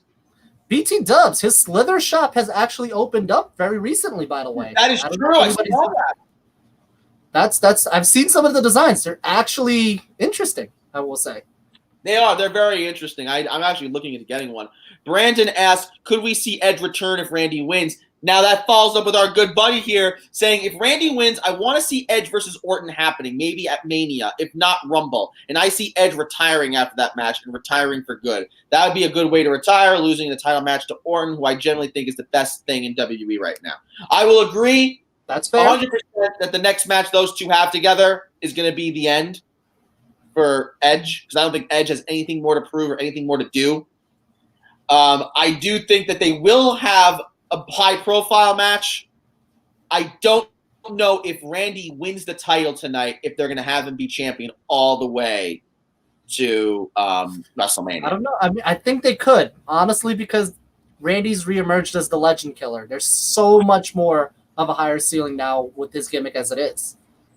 And Randy's putting out the best work of his career right now. Randy is putting out some of the – I mean, they looked at Randy Orton and said, listen, we have a major pandemic here, and we need you to be, like, the best you've ever been. And he's like, okay. Okay, why not? Sure. Okay. You know what? Okay. Fine. Now, Brandon said something very interesting here. Long shot. We see everyone that Randy kicked return to mess with Randy. I mean, that's not impossible. Shawn Michaels comes out. Ric Flair comes out. Yeah, Shawn Michaels, is he going to sell anything ever again? Bastard. Well, I don't know. I mean, he sold his hairline to get a spot in NXT, so anything could happen. Anything can happen. Well, guys, we're almost at the 2-hour mark of our show so far. We really appreciate everyone watching the live tonight. We appreciate you, and we encourage you to like, share, and comment right here in the comment section. Let us know what you're thinking. Engage with us. We love it. And be sure to follow, of course, us here on Facebook at Game Changer Sports Network. Be sure to follow us on YouTube at official_GCSN. GCSN is in all caps for that. We encourage you to follow the Whiskey Hour podcast. We encourage you to follow Circus Monkey Sports. We encourage you also, please do us the favor. Get over to Twitch. Follow us on that. Official GCSN. Again, that's official_GCSN for Twitch. Jump over there right now, man. We appreciate it. Jump. Alfredo Vasquez says John Cena instead of Edge or Brock Lesnar. Cena's going to be busy for quite a while with his movie career, so it's hard to say. Cena is not happening with Cena ever. I mean, Cena is a workhorse, so anything can happen. Brock Lesnar wants a match with John Jones, so that's not happening. If he can, I would see Cena more so than Brock Lesnar right now, only because Cena is a superhuman. But hey, who knows? I seriously think Orton hasn't been this good since he was in his original Legend Killer run earlier in his career. He's so damn good right now. I will personally say I think that the Viper gimmick is the best gimmick he's ever done. Even though the Legend Killer gimmick's what saved him. The Legend Killer gimmick saved him from just going into obscurity. Yeah, I don't think he's gonna shake your hand, Fletch. He's gonna have to suffer the consequences in a match in the future. Lesnar is currently serving his suspension from UFC. Isn't Lesnar a free agent now? The WWE world is going to go crazy if Jey Uso wins. Can't wait. He could. Good point about the Lesnar thing. I think he was serving a suspension and then he retired post-haste, so he does have to enter the product testing pool. He's got if he does retire, he's got to enter the testing pool. He'd have to re-enter the testing pool. Which, by the way, if anyone watched the Israel, I forgot how to say his last name. What the hell? Adesanya? Yeah, Adesanya. Did anybody else notice the slight gyno Am I the only one who noticed that? I don't want to say anything, but I don't want to say it. That was pretty bad. That was pretty bad. We got some eyes on Twitch, baby. Some eyes on Twitch. What's going on? That is a sick profile picture, by the way, Nenkage. That is awesome. Brandon brings up the question: deep left field. Otis cashes in the Miz suit. A little bit of EC3 injunction action. I see it. I don't. Here's the thing. It's possible. Listen, there was a precedent for that already. EC3 did do that to get the title off Matt Hardy in Impact. Mm-hmm. So I'm not going to say it's not possible. I'm just going to say I really hope it doesn't happen because you spoke it into the universe. I don't know what to say there. Now, Uso would have had nothing but a tag team guy all these years, and out of nowhere, we're supposed to take him seriously. It's like when Mahal won the title and no one took him serious the same time. Well, I actually think Mahal was a more credible person than Jay, because Jay is literally just – I mean, is there anything different between Jay and Jimmy? Jay seems to be more the technical one. Jimmy seems to be more the high flyer. But they both interchange. They both kind of interchange a little bit. But what I will say, though, Brian, they actually wove that into the storyline. Roman Reigns actually cut a promo on SmackDown and said that Jay was only ever seen as the other Uso. So that is a focal point of the storyline in and of itself. So I wouldn't be surprised if that kind of fires Jay up for this match tonight. Definitely possible. Now we're getting the introductions here. Randy and Drew McIntyre both had also, by the way, great entrances. Absolutely.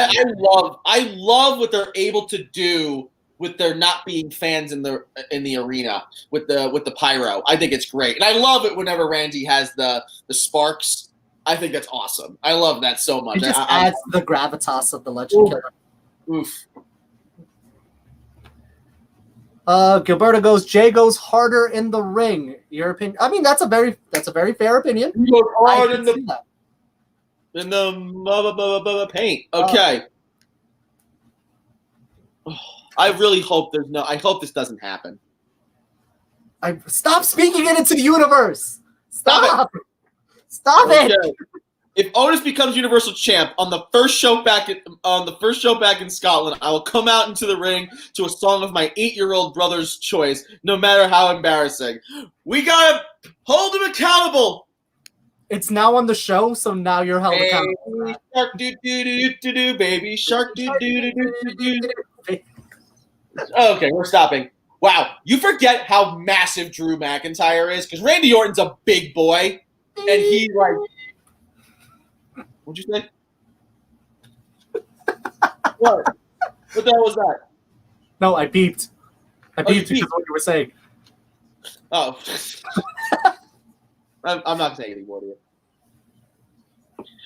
Brian's making the point of not a single title has changed hands, so Orton have to win for at least one title change. 24/7 doesn't count. I mean, yeah, because Jay's not going to win the Universal Championship, so. I think this will be a case of Randy winning. Yeah.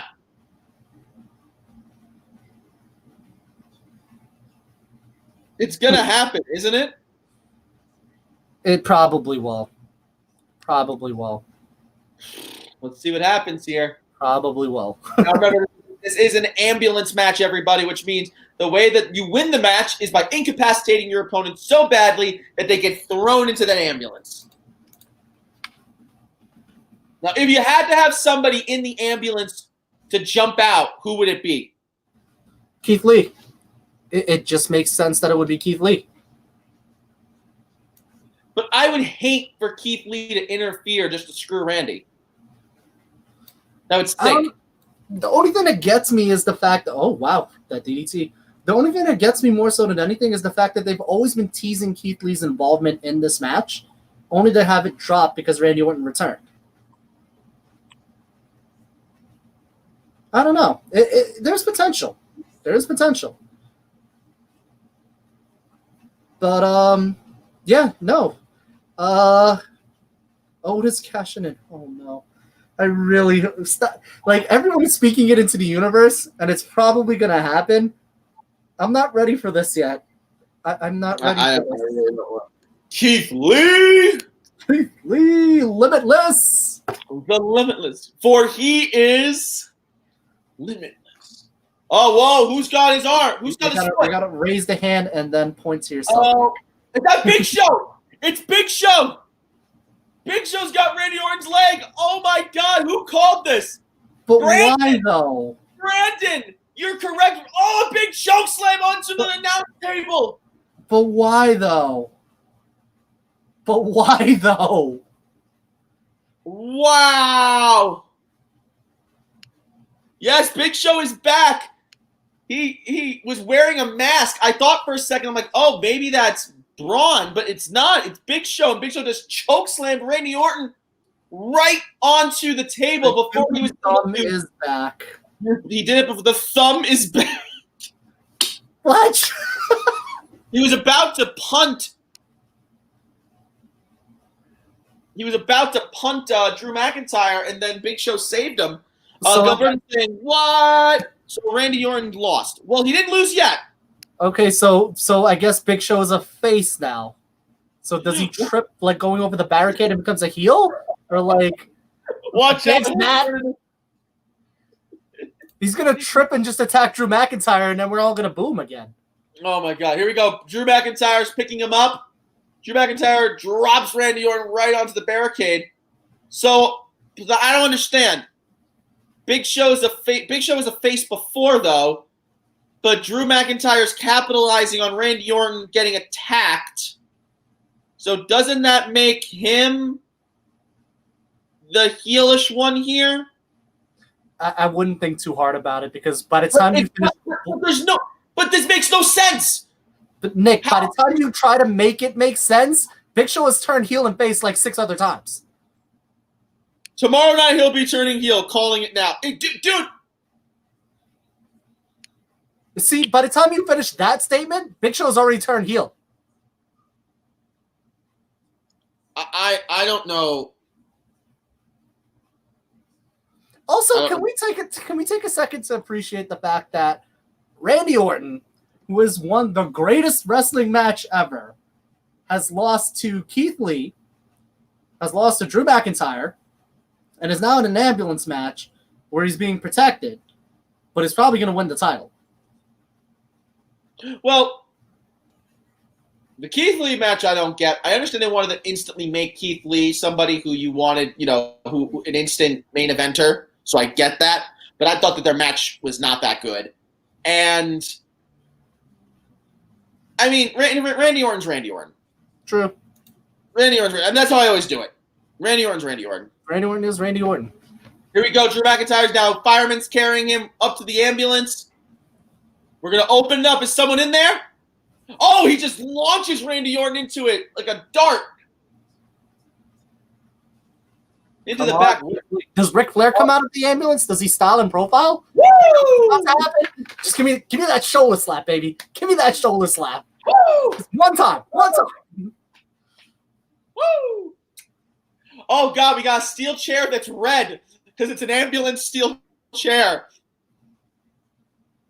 Oh, God, this is bad. No, it's because it's a Raw feud, so you have a red chair. Oh, shut up. Remember when they would do that? Like, SmackDown had, like, the, like, grayish beige chairs, and Raw had, like, the blue chairs? Yeah. How do you draft steel chairs? How? How do you draft steel chairs? How does that work? Randy, he hit him with a crutch. Does that chair have... Oh, that chair has the cross on it. Yeah, I'll tell you, it has. No, it's red because of the plus for whatever. No, it has the cross because it signifies it's a healthcare chair. So if you get hit, you're actually being healed. That is not how chair logic works. I'm sorry. Just stop talking. You just stop it. Stop. Clinton says at least it wasn't Goldberg, so Big Show works. Thank God it wasn't Goldberg. If Lee was in this match instead of Orton, do you think he'd win? No. I don't think so. No. I want that to happen. This match has been bad so far. I had higher hopes. I mean, I don't think necessarily it's bad. It's a little uninteresting. Okay. Oh, look, nobody's in the ambulance. Nobody's in the ambulance right now. Drew is about to win the match. He's about to get. Oh, no. They're both in? They're both in, but now they're fighting out. Randy was able to knock Kevin Dunn with the amazing camera cut to show his camera crew filming the ambulance. Yeah, it was fantastic. It was great. Also, I don't think this match is necessarily so bad when you take it as the fact that this is a storyline driven match. But Yes, correct. as an actual ambulance match, it's not very good. Ambulance matches have never been technical classics. No, they're brawls. They're The straight up best, brawls. yeah, the best one of all, to me, one of the most famous ambulance matches of all time is Shane and Kane. Unforgiven, 2003. So, I mean, that should tell you everything you need to know about ambulance matches. Yeah, Exactly. I mean, What do you expect in an ambulance match? ambulance matches inherently are meant to further a story. Oh no!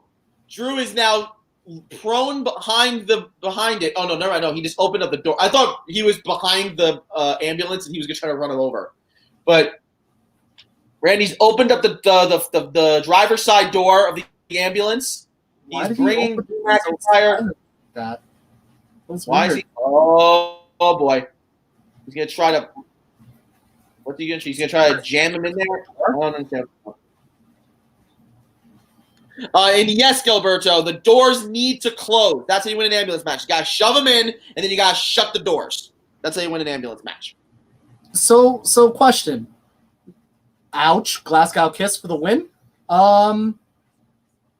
Question. The fact that he opened the driver's side door to reveal there's no driver, and they put somebody in the ambulance to close the door. What happens at that point?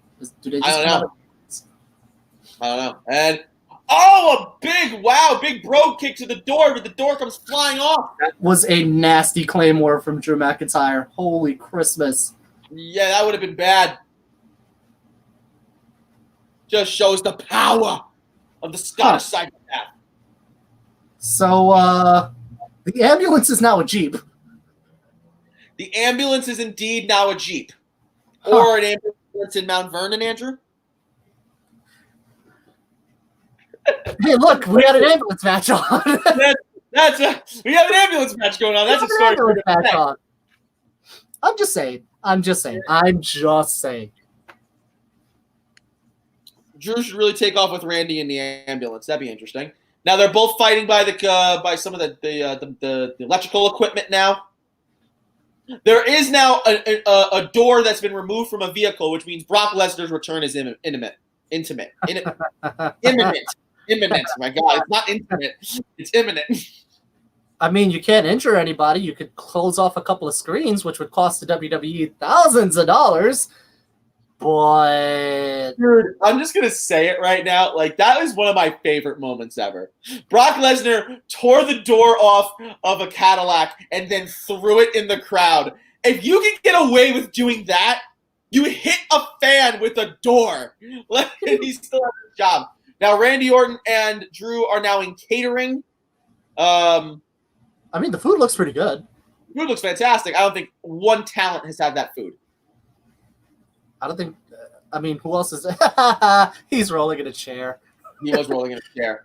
You're like a solid 2 minutes behind me right now. I kind of am.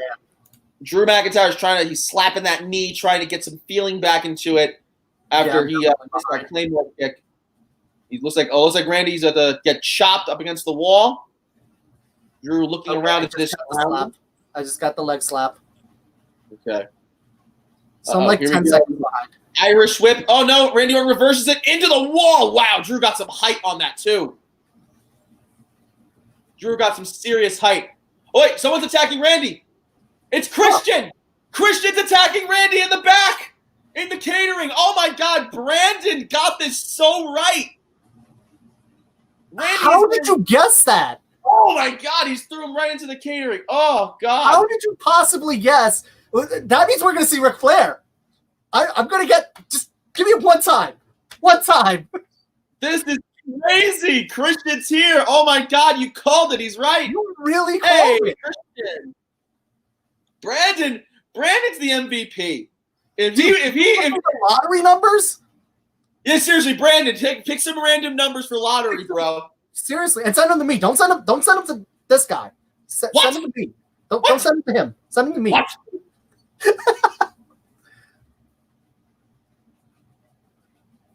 So here's what I want to happen at this point, since everyone seems to be coming back. Just Drew puts Randy in the ambulance and Ric Flair drives it off. We're gonna see. So that means they're all coming out. We're gonna see Ric Flair and we're gonna see HBK at some point. But now that begs the question: do we see Edge? I mean, I wouldn't be against it. Wouldn't be against it. Now, Drew McIntyre's taking him back out to the arena. He throws him on top of the ambulance. A nice visual for Ford, by the way, because this is a Ford ambulance. Shout out to ProCare, Emergency Ambulance Services, for letting them destroy this ambulance. They're both now standing on top of the hood. I just got to that scene right now. Okay.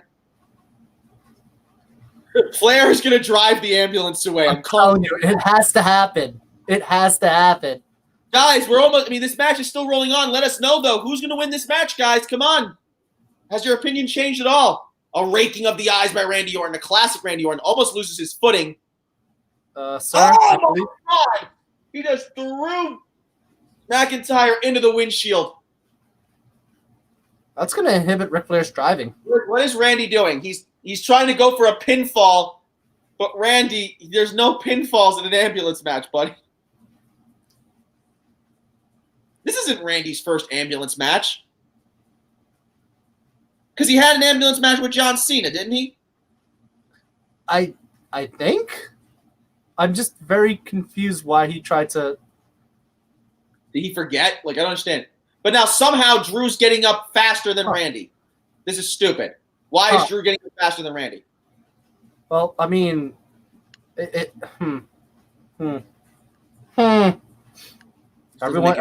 got a mixed bag right now. We got Drew and Orton and Randy. Yeah, Randy did try to pin him. Randy.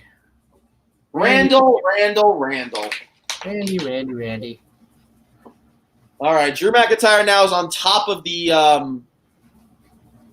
First of all, before anything, how are they going to cover for like EMS needing an additional ambulance right now? Like they're using this for this match. Okay.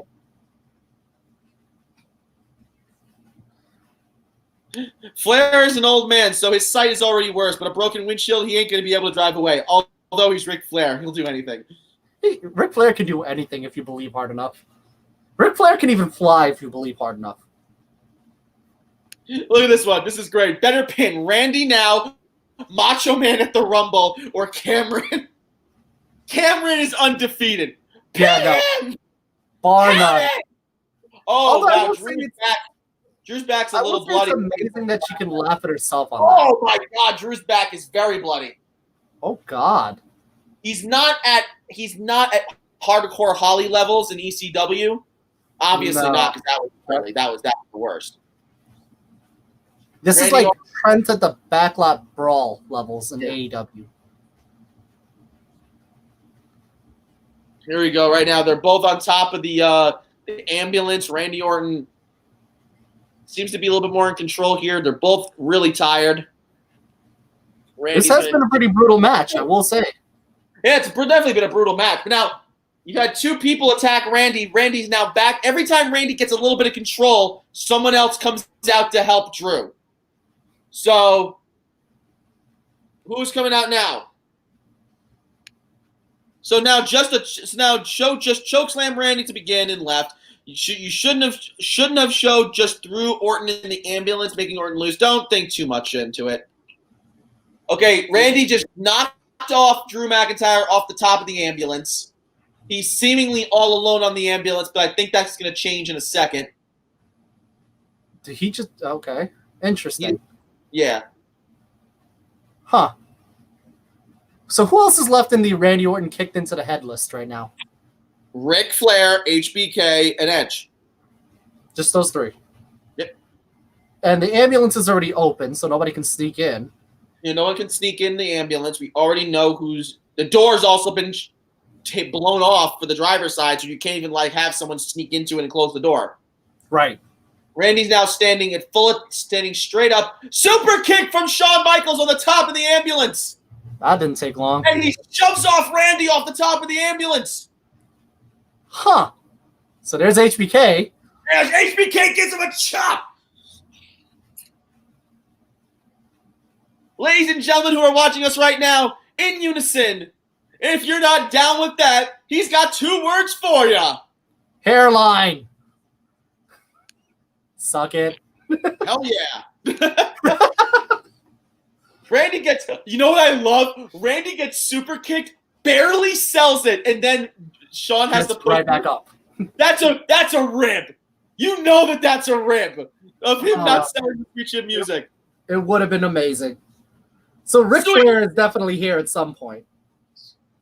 Ric Flair is definitely coming out. And Edge. I don't know about Edge because Edge had surgery. But here's my thing again. How is Randy Orton the heel? Yeah, this if Drew loses after all of this just makes Drew look worse. Well, it makes Drew he can't lose now. Now Drew can't lose. Drew can't lose this match. Nick, does that mean we have to eat something spicy? We're gonna have to. We're eating something spicy anyway. Next live stream. Relax. And agreed, Martin. I think that was a no. He no-sold that. That was a rib for sure. There we go. Drew now is trying to walk Randy into. Now, by the way, Randy's been choke slammed, attacked by Christian, super kicked off the top of the ambulance. He's still able. Oh, goes for an RKO. He got the RKO. He got it. Oh boy. Remember the last time these two faced each other, neither of them could get their finishing moves off on each other. Randy Orton was able to finally get it. Man, Drew's back is bleeding so much. Does like Flair come out and just give a figure 4 to Randy while he's in the ambulance? Remember what I said? Every time Randy gets a little bit of control, someone else comes out. So I just want to see Ric Flair throw him into the ambulance and just give him a figure 4 inside, and Drew just closes the door. They just drive away from there. Ric Flair is going to hit Randy into his privates like Randy did to him. He's gonna go for He's gonna go for that crown jewels. All right. No, that's the Saudi Arabia pay-per-view. Okay, here we go. Drew's inside the ambulance. All Randy has to do is close the doors. Oh man, he's got one door. He's got one door shut. Randy, what are you doing? Don't stop it, Randy. Stop acting too. Stop it. Shut the door, Randy. Shut it. No, Drew puts his hand in the middle. Drew is pushing. Come on, Randy. Randy got too much. Oh, and Drew's gonna dig his thumb into the eye of Randy Orton. That's not heelish at all. Nope, it just means we get another eye for an eye match. Oh man, no, he's setting up for the Claymore kick. Here we go. I'll take it. Roberto is going crazy. No, yes, come on, Drew. So Drew hits a Claymore kick. Remember when we said this ambulance match sucked? I'm pretty sure it doesn't suck now. It doesn't suck now, but I hope something happens here. I don't want the match to end right now. Come on, it's just getting real good. I'm getting really invested now. No, it's Drew shoves Randy in. He closes. Oh, he was about to close one door. He decides not to. He doesn't. So my dream moment of Ric Flair giving the figure 4 to Randy. Oh my God! Drew's gonna go for his own punt. Huh? Drew is setting up for his own punt. Oh my God! A new layer to Drew McIntyre's moveset. Interesting. Could the revenge factor be too much? He goes for a punt, hits the punt. Why didn't he just have the match right there? He shuts one door. He shuts the other door. Drew McIntyre is still your WWE champion. So wow. Huh. Who activated the lights on the ambulance? There was nobody in the ambulance. Who activated the lights? The medical field is weird. I don't think you need to have a medical degree to be able to push the button on an ambulance. But. Yeah. So now, guys, you saw it here. Drew McIntyre has retained his WWE Championship in his match with Randy Orton in the ambulance match here at Clash of Champions, and he does so in emphatic fashion. He hits the Claymore, hits a punt onto Randy Orton, and sends him inside here. Yeah, now, just to be clear, go ahead. Sorry, you go ahead. Not only that, he cheated. He had help from 3 different people. He had help of Vito, help of Christian, the help of Shawn Michaels. He cheated. It wasn't a fair one-on-one fight. Drew had help. Wow. Gilberto says, turnover on downs, punted Drew. And now he's telling someone to to drive away. Who's in there? It's Ric Flair! Ric Flair's in the ambulance! Oh. Woo! He's driving away! Ric Flair's driving away in the ambulance! How is Flair even able to drive the ambulance? I don't know. I don't know. Yes, you called it. Flair's the driver. Flair, so can you even see? One more match. The door. Look at this no sell by Randy. Boom. He's like, what?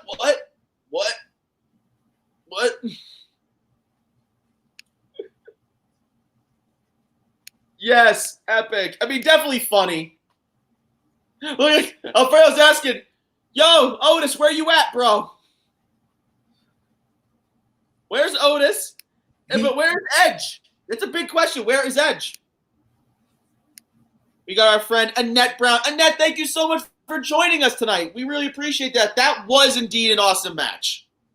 And from the looks of it, from your profile picture, congratulations to 2020 seniors. Are you a 2020 senior? Well, congratulations. Congratulations. Round of applause for Annette. Everyone. I want everyone in the comment section getting claps for our 2020 senior here. That's great. Round of applause. A round of applause. You see what I did there? Your World Heavyweight Champion cheat. Yes, we watched the World Heavyweight Champion cheat, basically. What's next? Next is the Universal Championship match, the main event. Honestly, I'm very invested in that one. I kind of want to see how that's going to end. Now the question is, I mean, how much more is the feud with Randy and Drew done? I don't think so. Celine, no. Randy Orton did not win. He just lost. I don't think this ends only because Randy did not lose clean. Because Drew had help, you know? So you could continue this and say that Randy still has a shot on a one-on-one match. But then again, it's Randy. Is he bad? No, Annette clarified. She said, no, my daughter is the 2020 senior. Congratulations to your daughter. Well, congratulations to your daughter. Still, a round of applause to Annette's daughter, everybody. We really appreciate it. Annette, make sure you follow the Game Changer Sports Network. We go live with wrestling on Wednesdays, every Wednesday. And, of course, we have our watch parties. Yes, Hell in a Cell has now been confirmed. As Fletch called. Yep. So Hell in a Cell between Drew and Orton? I guess so. I don't feel like it may have... The main event is justifies a Hell in a Cell, but it's going to happen anyways. The graphics for Hell in a Cell right now, the live October 25th banner, looks just like it looks like a Sunday Night Heat or something like that, like just like a title of text. It's just funny. Man. Oh, we're at the main event. Here we are, guys. Now, what's funny is they don't have a PNG image of Drew as Roman as a heel, so they have to use the picture they got of him of that. This has to be one of the quickest PPVs of the year so far. The quickest one, what's actually interesting, I believe this is true. Money in the Bank was 2 hours and 45 minutes. I think that was like one of the fastest. I don't know. I feel like Extreme Rules was quicker. The horror show Extreme Rules. Because that one ended like super quick. And we were left scratching our heads like, that's it? That ended like at 9:45. Yeah, something like that. And on top of that, it's 9:24 right now, our time at least. We're getting a Samoan Dynasty type of a promo package here. We got Nick, Jay. everyone retained so far except the 24/7 title. So everyone's retained, but Truth ended up winning it back. So really, it's like nothing's happened. Just like Truth's career. I mean, what? All right, I want to bring up, yes, welcome to the Uso Penitentiary. I want to bring up a comment from our man, Jay. Do we get our Scottish chin music? Scottish chin music was said. And guys, remember what I said. Jay is one of our newest writers for the Game Changer Sports Network. He will be joining us for future live streams, Andrew. We've been talking about that. And again, if you are interested in learning about the G1 Classic and everything that's, or G1 Climax, and everything that's been going on with that, check out the GameChangerSportsNetwork.com. Jay has been writing awesome recap articles, so you make sure to check that out. Again, www.GameChangerSportsNetwork.com. Martin is saying, so we're getting like 30 minutes late of Roman versus Uso. I mean, about. So Otis is cashing in. Oh my God, is Otis cashing in? I kind of hope not. I want a quick poll right now, everybody. Everyone who's watching, over the 30, 40 people watching right now, tell us right now, who is Otis going to cash in? Yes or no? I want everyone to respond right now. I really don't want that to happen. I really don't want Otis to cash in. Come on, give us a go. I mean, I kind of want him to, though. Well, remember, I also made that bet with Dean a few moments ago earlier on the stream that if Otis cashed in, I will eat that toe of Satan tonight. In addition to doing that toe of Satan with you the next show. That's a lot. Yeah, it is. Brian says if Otis cashes in, I will run nude down the street. Brian, we are not telling you to do that. Record it. I want to see it. No. I want to see it happen. Shut up. Now, Jay says hopefully. I don't know what he's referring to. If he's saying hopefully he'll join us sometime, hopefully Otis will cash in, or hopefully that Brian's going to run down the street nude. I don't know which one it is, but he's hopeful about something. All three of them. Brian, if you do it, record it. I want to see it. Do not record it. No. Otis cashes in and gets his ass kicked by Roman. Hey, I'll be okay. Why not? That'd be great. Why not? I hope not, because WWE needs to get the case off of him. I'll ask you this. Was it a mistake, WWE making Otis Mr. Money in the Bank? Real talk. I don't think so. Honestly, because Otis had a lot of steam. It's just that right now he's going to be lost in a shuffle because Roman is like on fire right now. Oh, here we go. Here we go. Honestly, I'm kind of hyped for this. Like, this is Jey Uso's breakout moment. This could be something that catapults Jay's career into a main event star, or at least an upper mid-carder. But then the problem is, what do you do? I mean, the issue is that Jay and Jimmy are so intertwined, and they're such a good tag team. I don't know, man. It's hard, and they need good tag teams right now. To be fair, we also said the same thing about the Hardy Boys.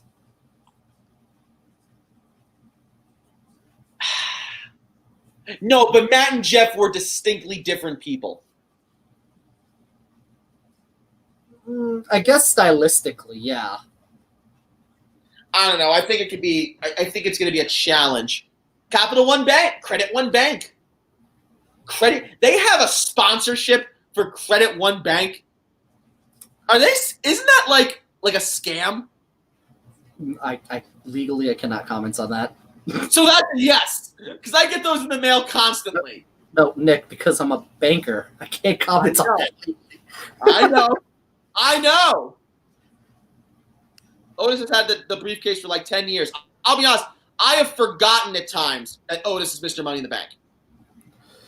I mean, kind of. Like, he lost a lot of steam when Mandy Rose went to Raw. I will say that much. Yeah. But crazier things have happened. It's kind of the Money in the Bank in and of itself is intentional in the fact that you have to have the winner lose steam so that when the cash in happens, it's an inevitable surprise. Here we go. Roman Reigns is wow. So his graphic thing is no longer the dogs. It's Roman with a shirt that says "Wreck everyone and leave." Hey, tribal chief. He is the tribal chief. New attire. Roman Reigns, no gear, no shirt. He just has pants. He did say that. He had a Zoom call with a couple of fans. He did say his attire was going to change, and his music is soon to change as well. I'm trying to listen to it right now. He is looking in the best shape of his life right now. I'm trying to hear what his theme song is. It's the Shield theme. It's still the Shield theme. Okay. His music hasn't changed yet. Yeah, no, I think that, yeah. But he looks fantastic. He's anybody who wants to pretend that Roman Reigns doesn't have it, you're out of your mind. Yeah, no. Roman Reigns has all of it. He has the look. He's got the talk. He's got the ring skills. I mean, he's got everything. It was just his positioning that kind of messed him up a little bit. But yeah, seriously. Like now, I mean, honestly, him being away for a little while has just refreshed him so much at this point. Yeah. Clint says, you guys only said Otis needs to cash in. You guys never said he has to win. Good point. Gilberto thinks that it was a big mistake. Dean says he won't cash in because it's a comedy winner to a comedy match. Everyone just wants me to eat spicy things today. Roman should go back to his FCW theme. I don't think that would fit his character. A lot better than his first NXT character, for sure. I'm very curious to see what's going to happen during this match. Yeah. I can't wait to hear Paul Heyman introduce him.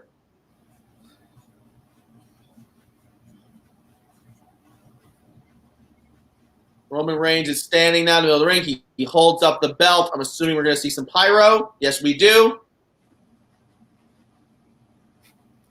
Jay says Otis should cash in on Montez Ford to become half of the tag team champ.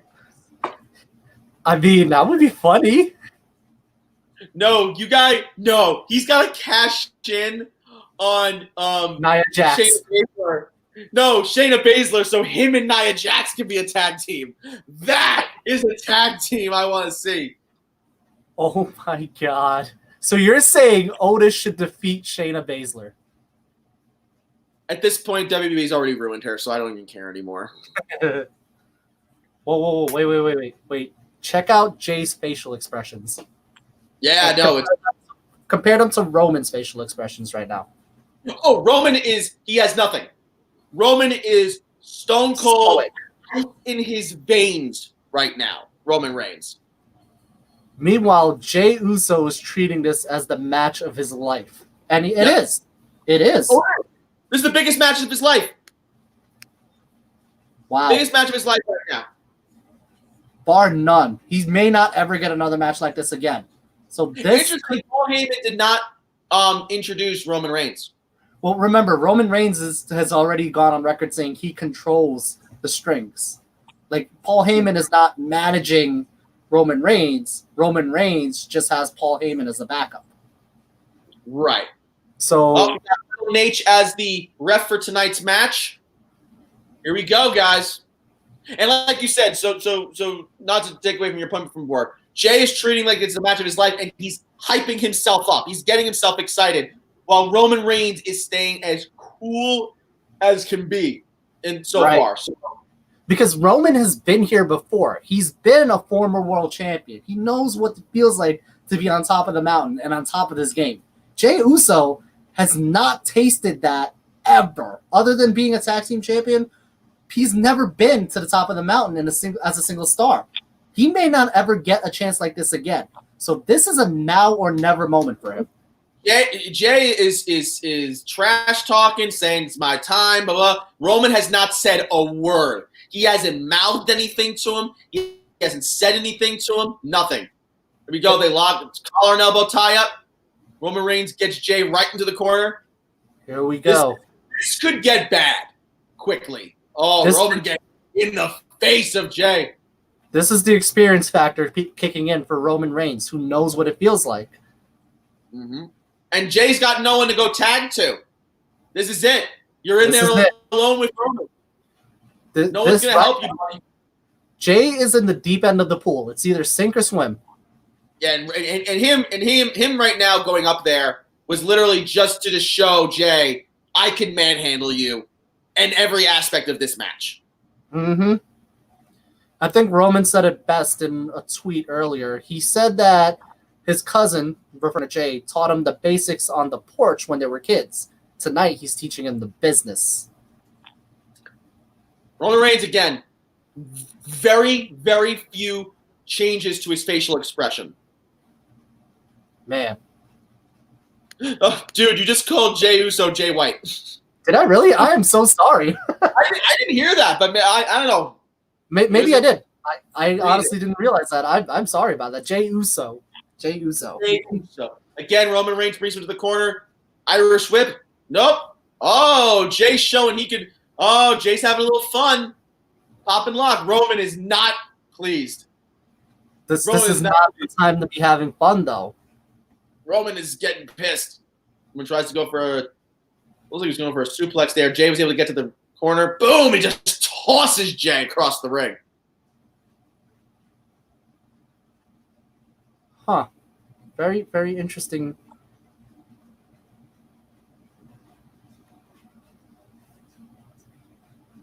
Oh, Clint said it was you that did it, not me. You called Jey Uso Jay White. I did? I don't think I did. But okay. I must be honest. I haven't liked this show all that much. Last match was cool, though. LOL. Says Mike Rosa. Mike, we'll have to talk about it Wednesday, maybe. Let's get your thoughts on why you didn't like the show. Here comes Jay. Jay's down. Jay's shoulder. Boom, a slap. Boom, uppercut slap by Jay. There's a story told. Oh, he hurt Roman. He hit Roman really hard in the eye. I think Roman's bleeding. Oh, no, he's not. I'm sorry. It was just the way his hair was. I apologize. Yeah, it's just hair. I thought for a second the way it looked, he cut him a little bit or something with that one of those slaps. There's a story being told throughout this match right now. There is. Like right now, Jay's whole mannerism throughout the ring, he's still acting like the other Uso, and Roman is not. Trash talk now.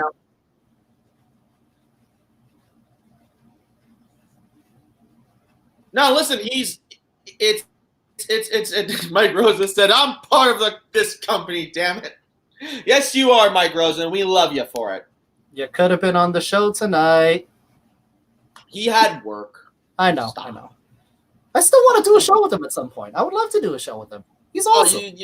Mike's a little. Oh, hi, Mike. I'm sorry. That was off camera. That's fine. Roman's now. I mean, did he get to a point? I mean, at what point does it become Brock Lesnar, John Cena-ish? Does that happen in this match? Do we see at one point Roman just take over?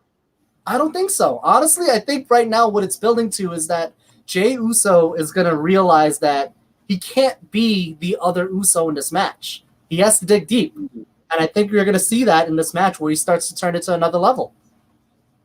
It has to happen. Definitely has to happen. Roman is, and he's wrestling this match not to beat Jay. He wants to punish Jay. Yeah. He's beating the crap out of him right now. Because one of the things you could have done was have Roman Reigns start the match with Superman punch. Yeah, you saw that? Yeah. Yeah, you could have had this match, ding, ding, boom, Superman punch, just to start the show. And that's what Roman is expecting. Right. Roman Reigns now slowly, very slow, methodical with everything he's been doing in this match. Go ahead. I was going to say, you know what this kind of reminds me of? There's two matches this reminds me of immediately, but both for different reasons. This reminds me of Brock versus Cena because of the dominance that Roman Reigns wants to show. But conversely, this also reminds me of Rey Mysterio versus Lesnar? Kurt Angle and Randy Orton, because this shows the underdog nature of Jey Uso proving himself against one of the greats in Roman Reigns. Definitely. Roman Reigns is saying, shut the hell up, little Nate. I control this match. That's Roman for you. He's showing that he's the top part. Oh my God. Just spiked Jay onto the announce table. Mike Rosa says, the one show Andrew and I did was the show I had the most fun on. So hey, I tried. Is that Backlash? Backlash when we were all on was a lot. I think it was Backlash. I think we did Backlash. We want the smoke. You know, when Roman popped him in the mouth with that Superman punch on SmackDown. But I don't know about that, because that match, the lead up to Cena and Brock in 2015 was that they were both even. And then the second the bell went off, it was, oh, no. Brock Lesnar's the juggernaut here. John Cena is about to, get a spanking. And that's what happens. Spanking. Brandon Herrera, what have you missed? I think you left around, if I remember correctly, you left around the second or third match. So you missed the Raw Tag Team title match, which Street Profits won off a possible Angel Garza injury. You missed Bayley having an impromptu match against Asuka, which ended in a DQ, and Sasha Banks returned. And you missed the ambulance match with Drew McIntyre and Randy Orton, which Big Show, Kristen, and Shawn Michaels interfered to help Drew McIntyre win, and Ric Flair drove the ambulance away. So basically, you missed a fever dream.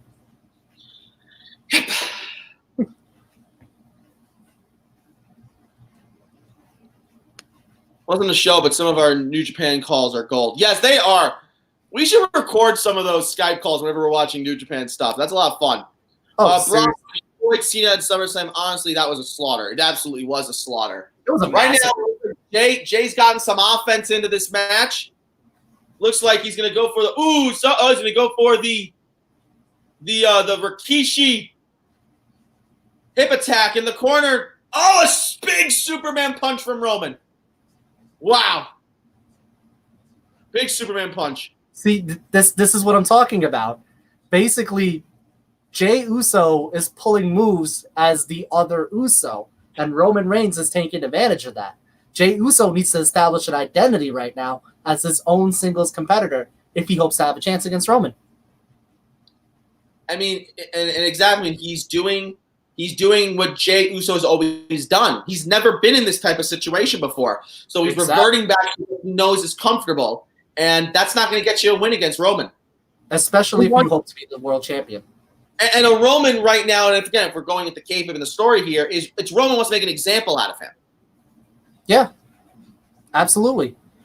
Roman likes the fact that Jey rolled out of the ring and stood up and now is striking at Roman. I don't like that, because he's got to hit it with a Superman punch. Yeah, it kind of devalues the Superman punch slightly. Boom! Roman hit him with a nice uppercut slap. Just knocked him off. You can justify this as Jey Uso is starting to dig deep. That might be me overreading into it too much, though.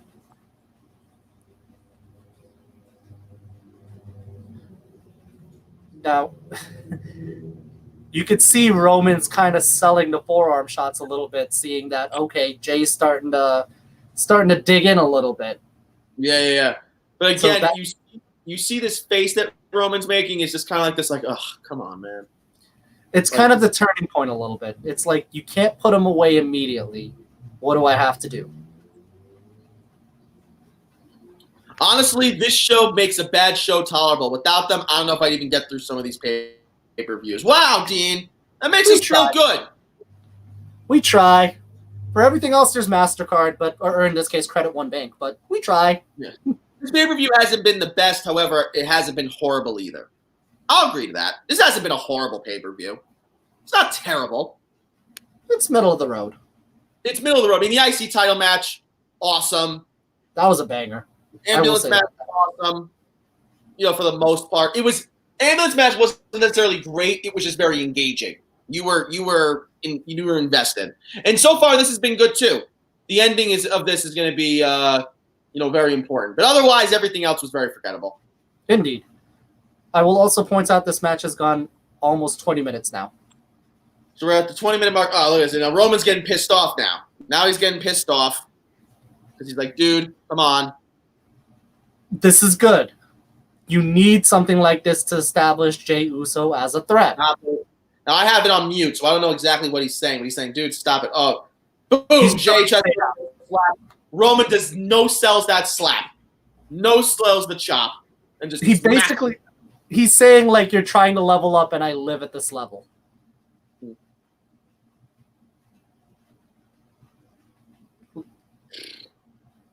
Jay's got that fighting spirit. He's trying to keep going. He's going to a corner, and it's very symbolic because he's trying to go to a corner, and there's no one there to tag him out.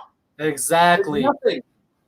Love it. I love it. See, this is what I'm talking about. This is what I need to see. Jey Uso cannot be the other Uso right now. Do you see Jimmy coming down and turning on Jay? No. I hope not. I hope Jimmy doesn't come out at all.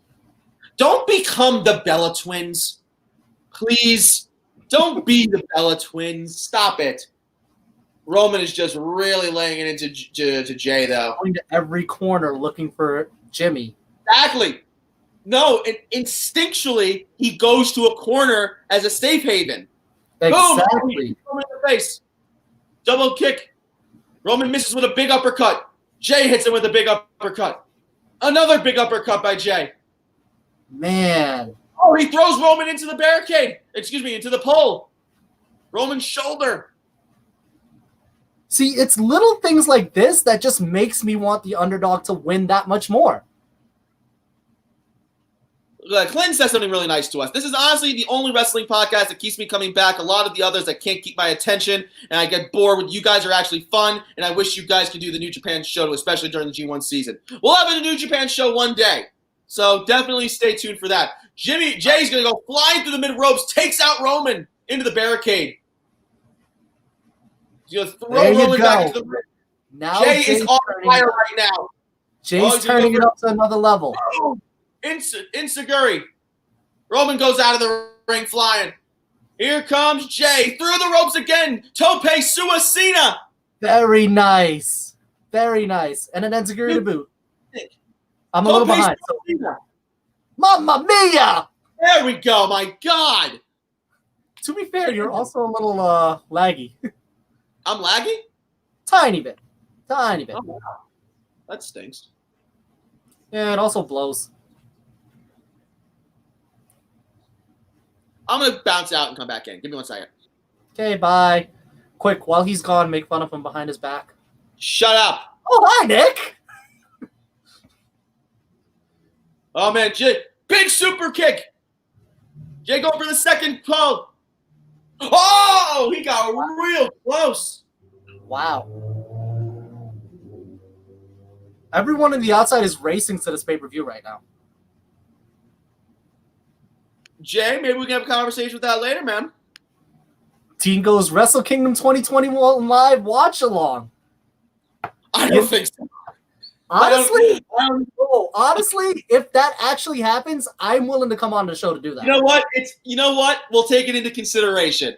A Wrestle Kingdom 2021 watch along. Now you see the concern. I love this. Paul Heyman is selling great right now. There's concern in his eyes. He's going, wait a second. What is going on right now? Why is this happening? This is in the corner where the lays are on. Jay goes to the top. Can he make something happen? Roman gets back up. Roman, big, whoa, he hit a famouser? What the hell was that? 1, 2, no. That was definitely like a famouser, right? Like an inverted famouser? No, that was the Rough Rider. That was Rough Rider. Rough Rider. That was a Rough Rider. It definitely was. Rough Rider. Hey, it's a radio waves. Woo, woo. You know it.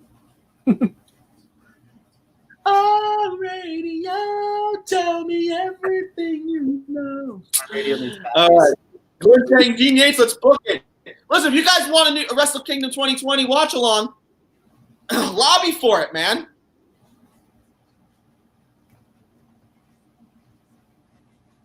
All right, Roman Reigns now is Line up position, make it happen. Oh, hi, Nick. Now Roman Reigns is in the corner. I think it's time. I think Roman Reigns with his nice, bright new teeth. Don't make fun of the man's teeth. The man's time made his teeth. Roman Reigns looks really angry. Here we go. Oh, man. Oh, he's waiting for it. He's excited for the spear. Angry. He's excited. Look at those eyes. Oh, he goes for the spear. Jay rolls him up. 1, 2. No, he doesn't get it. Super kick. Wow. Here we go. This is amazing. Jay with a big splash. Got it. 1, 2. Oh, my God. It was really close. Oh, but do you see what he did? It's very smart by Roman. His arm coming up, he did a low blow. He hit Jay in the gonads. Smart man. Smart man. Wow. Well done. Jay hits a big splash from the top rope. He goes for the pin, and as you see, Roman Reigns, when he kicks his arm out, he just gets it up there. Low blow. Huh. Roman Reigns smiling. He knows exactly what he just did. Look at that smile. He knows with those big, ugly-looking teeth. He's excited. I can't say they're ugly. This big teeth. Yeah, they show you Jay's teeth at the grill in it. Here we go. It's over now. Roman Reigns getting set up. Jay can barely stand. Big spear by Roman. And this is it. Oh, no, Roman's not going to go for the pin. He's teaching him a lesson. Here we go. Oh, boy. Teaching him a lesson. He's like, no. I'm not ending it that early for you, bud. Thank you, everyone, by the way, for joining us here at the main event of Clash of Champions. I am Nick. This is Andrew. We're having a great time here on the Game Changer Sports Network. And if you want to see more topics like this and more content like this, make sure you follow us on Facebook. Make sure you follow us on Twitter, Instagram, TikTok, if you can still get it, and, of course, on Twitch. So we appreciate everyone here who's with us right now. And you said it, Jay. Right now, Roman Reigns is teaching Jay the business. Come on, Oos. Oh, I don't know about Everyone's invested in this match. This is exactly what needed to happen. Here we go. Roman. Big, another spear. How many more? How many more? Oh, Roman's, he's going to keep going. He's going to keep going. Roman's not done. It's as if he's challenging him. It's like he's challenging him to bring himself up. Dean Yates says, gotta say, no crowd is adding to this match because they can tell the story verbally too. That's been a lot of really good feuds lately. The good ones have a lot of verbalness to it too. Oh, wow, look at this. Honestly, yeah. Whoa. I'd agree with that. Roman talking right into the camera. Wow. This is...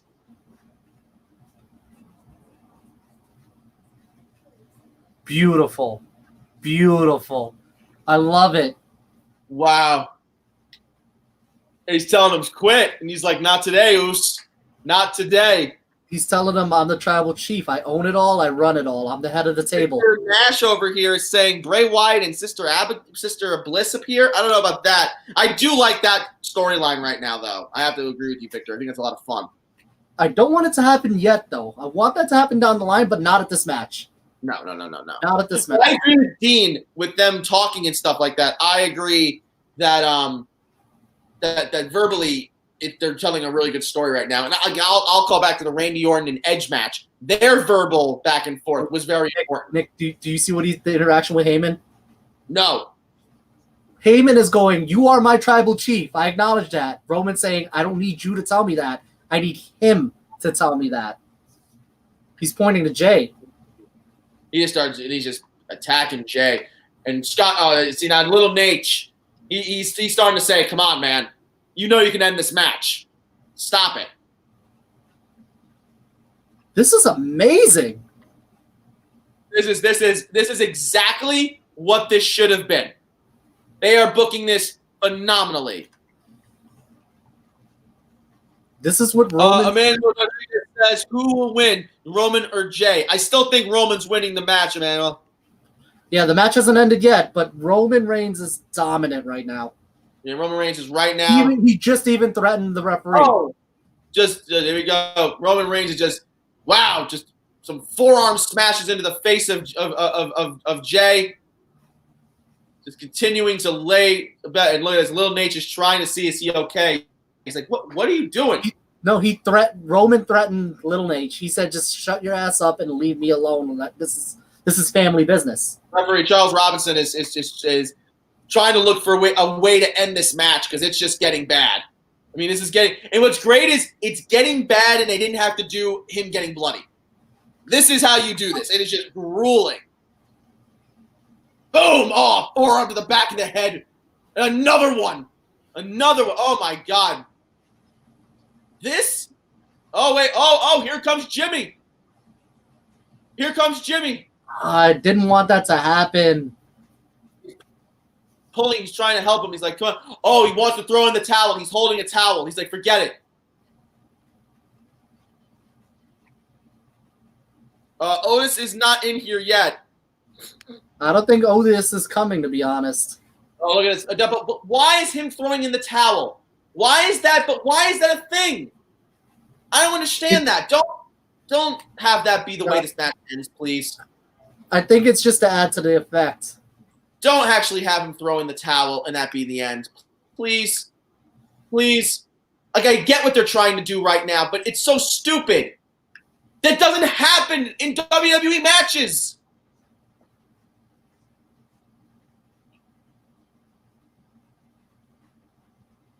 And he's saying no. Right now. Well, right now it's because what he's saying is he's saying, you want to throw it in? He goes, I'm not throwing it in. He wants to give him the okay to throw it in. He's like, no, man. I got to finish this. He says, I got to finish this. Oh, God, here we go. And Roman going right back. Forearms to the face, just getting all over. Robinson, don't throw it in. Don't throw it. No, he threw it. But that doesn't mean anything. It doesn't mean anything. The bell rings. It's over. Roman wins because Jimmy, who wasn't involved in this match at all, throws in a towel.